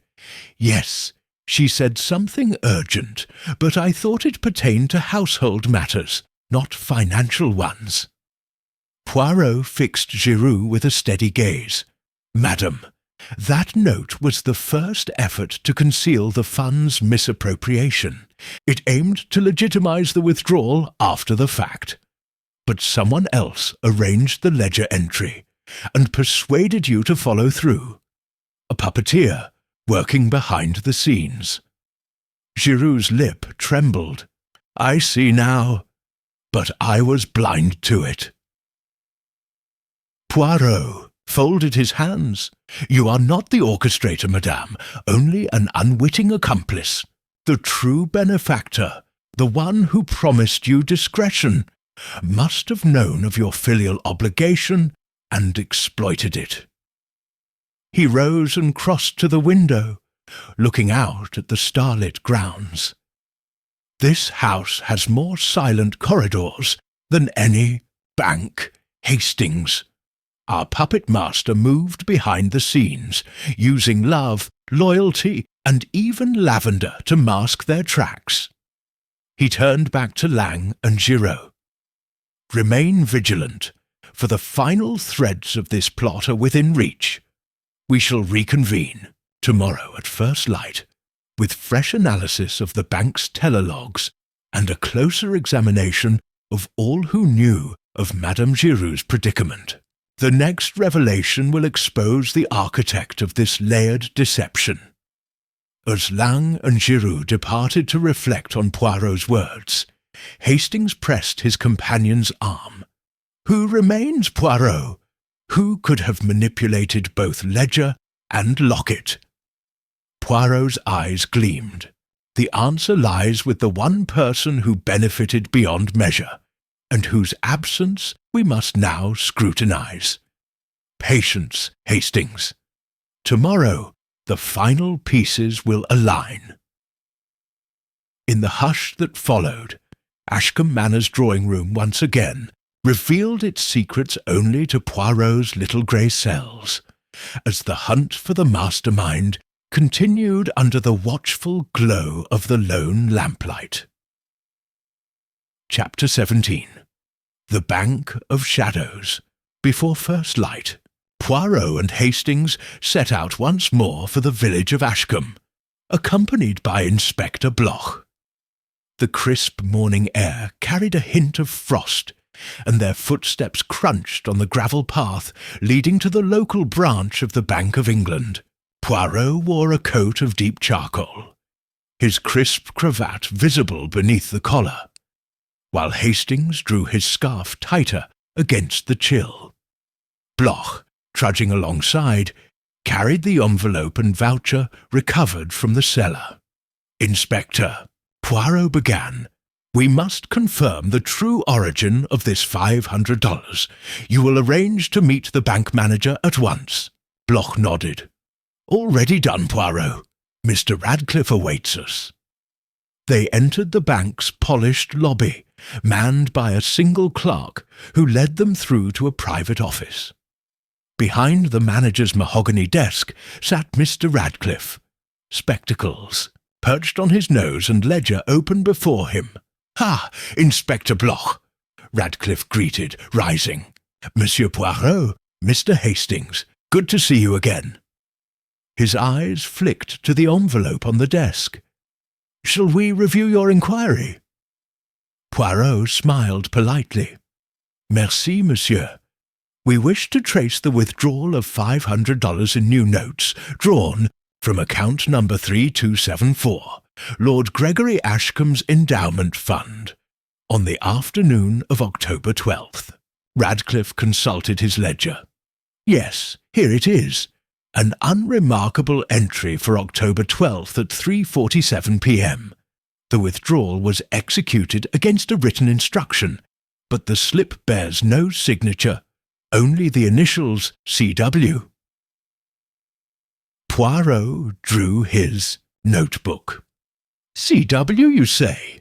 And the ledger's confidential voucher was numbered 0423? Precisely, Radcliffe confirmed. The teller's code indicates the funds were drawn by an individual presenting a bank letter of authorization. That letter, however, is unregistered. He tapped a fingernail. We thus rely on the initials, monsieur. Hastings frowned. C.W. Could that refer to Charles Whittaker? Poirot inclined his head. A logical supposition, Hastings, but let us not exclude other possibilities until we have examined all evidence. He turned to Radcliffe. May we see the teller's counterfoil for the cash withdrawal? Radcliffe produced a small carbon copy counterfoil, torn from the withdrawal book. On it appeared two distinct handwriting styles. The printed form detailing account and amount, and beneath it a hastily scrawled note reading, Dispense $500 new series. C.W. Poirot studied the scrawl through a magnifying glass. Notice Hastings, the angled C with a pronounced curl, and the W, whose second stroke extends downward. Very similar to the voucher's insignia. He closed the glass. Yet the printed form shows no signature, meaning the teller accepted the instruction letter without verification. A serious breach. Bloch pursed his lips. But the teller insisted the letter bore a valid watermark. Radcliffe sighed. Yes, the watermark matched the bank's official stationery. Whoever supplied the letter was meticulous. Poirot rose. Merci, monsieur. You have been most helpful. He bowed and pocketed the counterfoil. We now have confirmation. The withdrawal was disguised as a legitimate request by someone using the initials C.W., supported by a forged letter. Our task is to discover who orchestrated that forgery. Back at Ashcombe Manor, the three men reconvened in the library as dawn's pale light filtered through the windows. Tobias Lang and Madame Giroux waited with anxious faces, while Lady Ashcombe joined them, her composure restored, but her curiosity plain. Poirot laid the counterfoil and voucher on the desk. Inspector, we have learned that the bank authorized the $500 only upon presentation of a forged letter bearing a watermark identical to the bank's. The initials C.W. correspond to Monsieur Whittaker's, but the handwriting matches neither his known script nor Madame Giroux's, notwithstanding earlier impressions. Madame Giroux bit her lip. So it was truly a forgery. Poirot nodded. Yes, and the forgery suggests the mastermind had access to authentic stationery and intimate knowledge of banking procedures. That points to someone involved in Lord Ashcombe's business affairs or household operations. Hastings leaned forward. Charles Whittaker managed the business, and Lady Ashcombe handled finances. Both had cause to know account details and bank practices. Lady Ashcombe's eyes widened. But I never authorized any voucher. I trusted Mr. Ashcombe's records to Monsieur Whittaker. Poirot gestured to Bloch. Inspector, would you arrange to inspect Monsieur Whittaker's private desk for evidence of forged documents and verify his recent correspondence? Consider it done, Bloch replied. Poirot then turned to Lang. Tobias, you maintained the wine cellar's alcove and discovered the envelope. You overheard who last visited that corner before Lord Ashcombe's death, did you not? Lang swallowed. Yes, I saw Monsieur Whittaker descend there late on October 11th. I thought it odd, but assumed he sought private conversation. I did not question him. Poirot's eyes narrowed. A private conversation, and perhaps the placement of something within the alcove. Then, following the murder, the envelope was returned there to conceal the transaction. Lang bowed his head. It seemed so. Poirot folded his hands.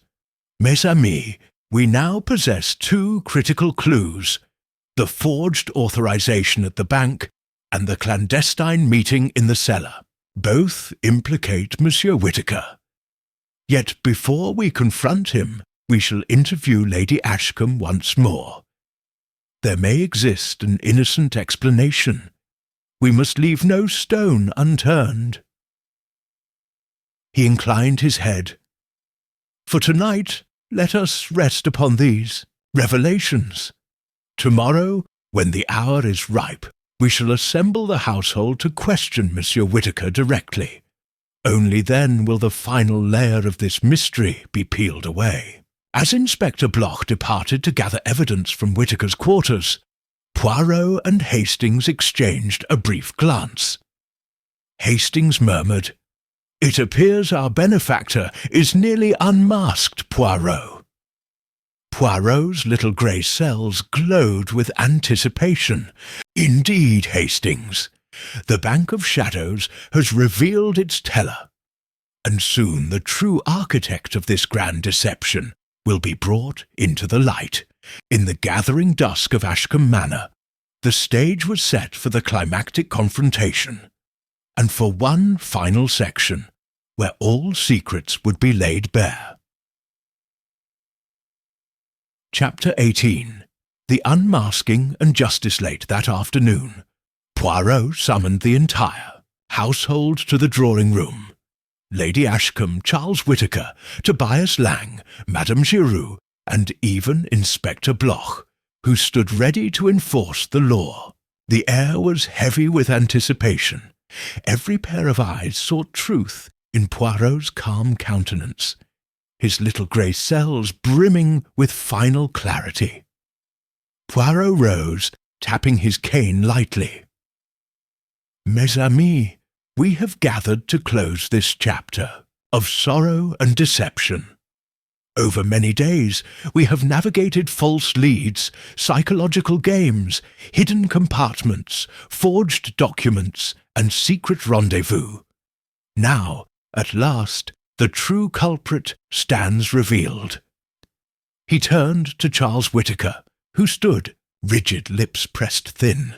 Monsieur Whittaker, you have managed Lord Ashcombe's business affairs for years, sharing his confidence and controlling the estate's finances. Yet that confidence concealed your own ambition. He paused, letting the silence settle before, continuing. First, you removed the diary behind the billiard-room tapestry, framing Mr. Ashcombe's niece with planted evidence, the cufflink and the forged confession, so that suspicion fell upon Monsieur Whittaker himself. Next, you orchestrated the billiard-room attack to distract us from the study's hideaway and its missing contents. Whittaker's colour drained. He opened his mouth, but Poirot gently raised a gloved finger. Allow me to finish. Poirot continued. Then came the hidden voucher for 500 roubles. You obtained authentic stationery, bearing Lord Ashcombe's watermark, and forged instructions to draw funds from the endowment account. You manipulated Madame Giroux's trust, knowing she would unwittingly collect the money at the bank, scented with lavender to deflect suspicion. You planted that envelope in the wine cellar's hidden drawer, knowing Tobias would discover it after the inauguration, too late to trace its removal by any but the boldest eye. Lang's jaw tightened, and Madame Giroux gasped softly. Lady Ashcombe gripped her daughter's empty chair, as though bracing against a sudden gale. Poirot turned to the bank's counterfoil in his hand. The bank manager's records confirmed. The forged authorization bearing your initials, Monsieur Whittaker. Though Inspector Bloch's inquiry into your desk revealed no direct samples of your handwriting, an analysis of your personal letterhead found in your ledger here. Poirot held aloft a scrap bearing your monogram, matched the forged script precisely. Whittaker's shoulders slumped. He ran a hand through his hair. Yes, it was I, but I never intended murder, only to protect Lady Ashcombe's future and secure the endowment's success. Poirot's austere gaze did not waver. Your motive was not noble. You feared that should Mr. Ashcombe uncover your embezzlement of the fund's seed money, an attempt to cushion losses in his partnerships, your reputation and livelihood would vanish.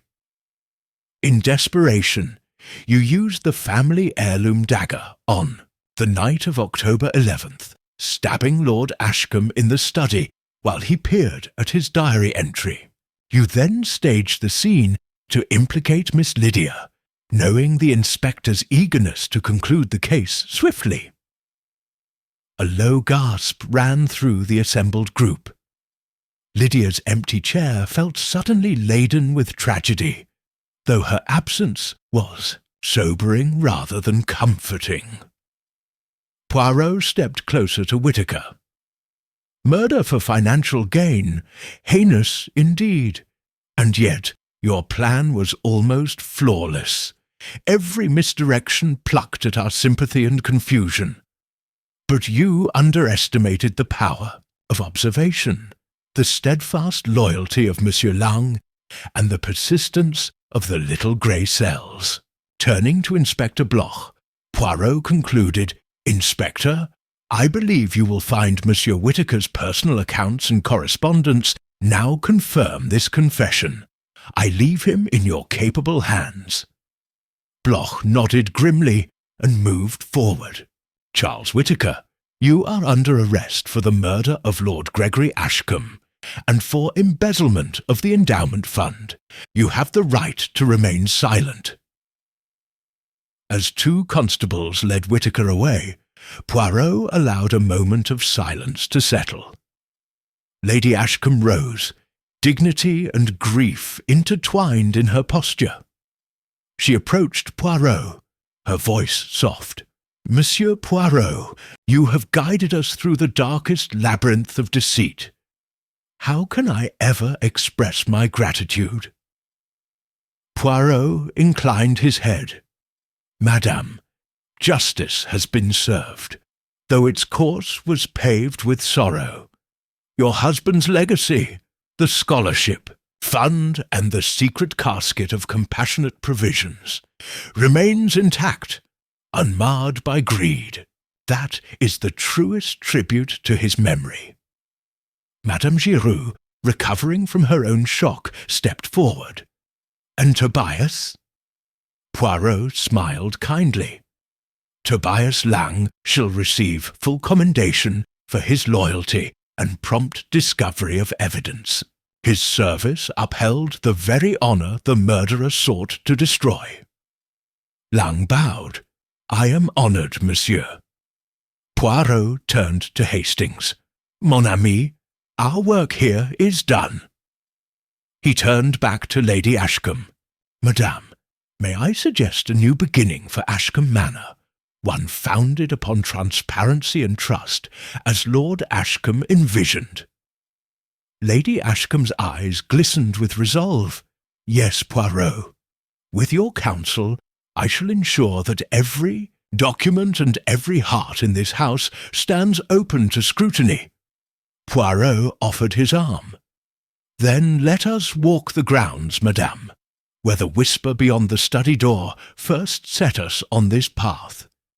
Let the crisp air remind us that truth, once uncovered, cleanses the soul." As they moved toward the garden's rose arbour, Hastings at Poirot's side, a sense of renewal settled upon Ashcombe Manor. The walls that had witnessed betrayal now embraced redemption. In the soft autumn light, Lady Ashcombe lifted her face skyward, and Hastings whispered to Poirot, "All's well that ends well." Poirot's moustaches quivered into a gentle smile. "Oui, Hastings, for justice has been done, the innocent exonerated, and the guilty unveiled. And above all, the little grey cells have ensured that even the darkest secrets concede to the bare light." With that, they strolled through the arbour, the petals falling like soft confessions, as Ashcombe Manor at last embraced the promise of hope and the enduring truth of Agatha Christie's finest detective.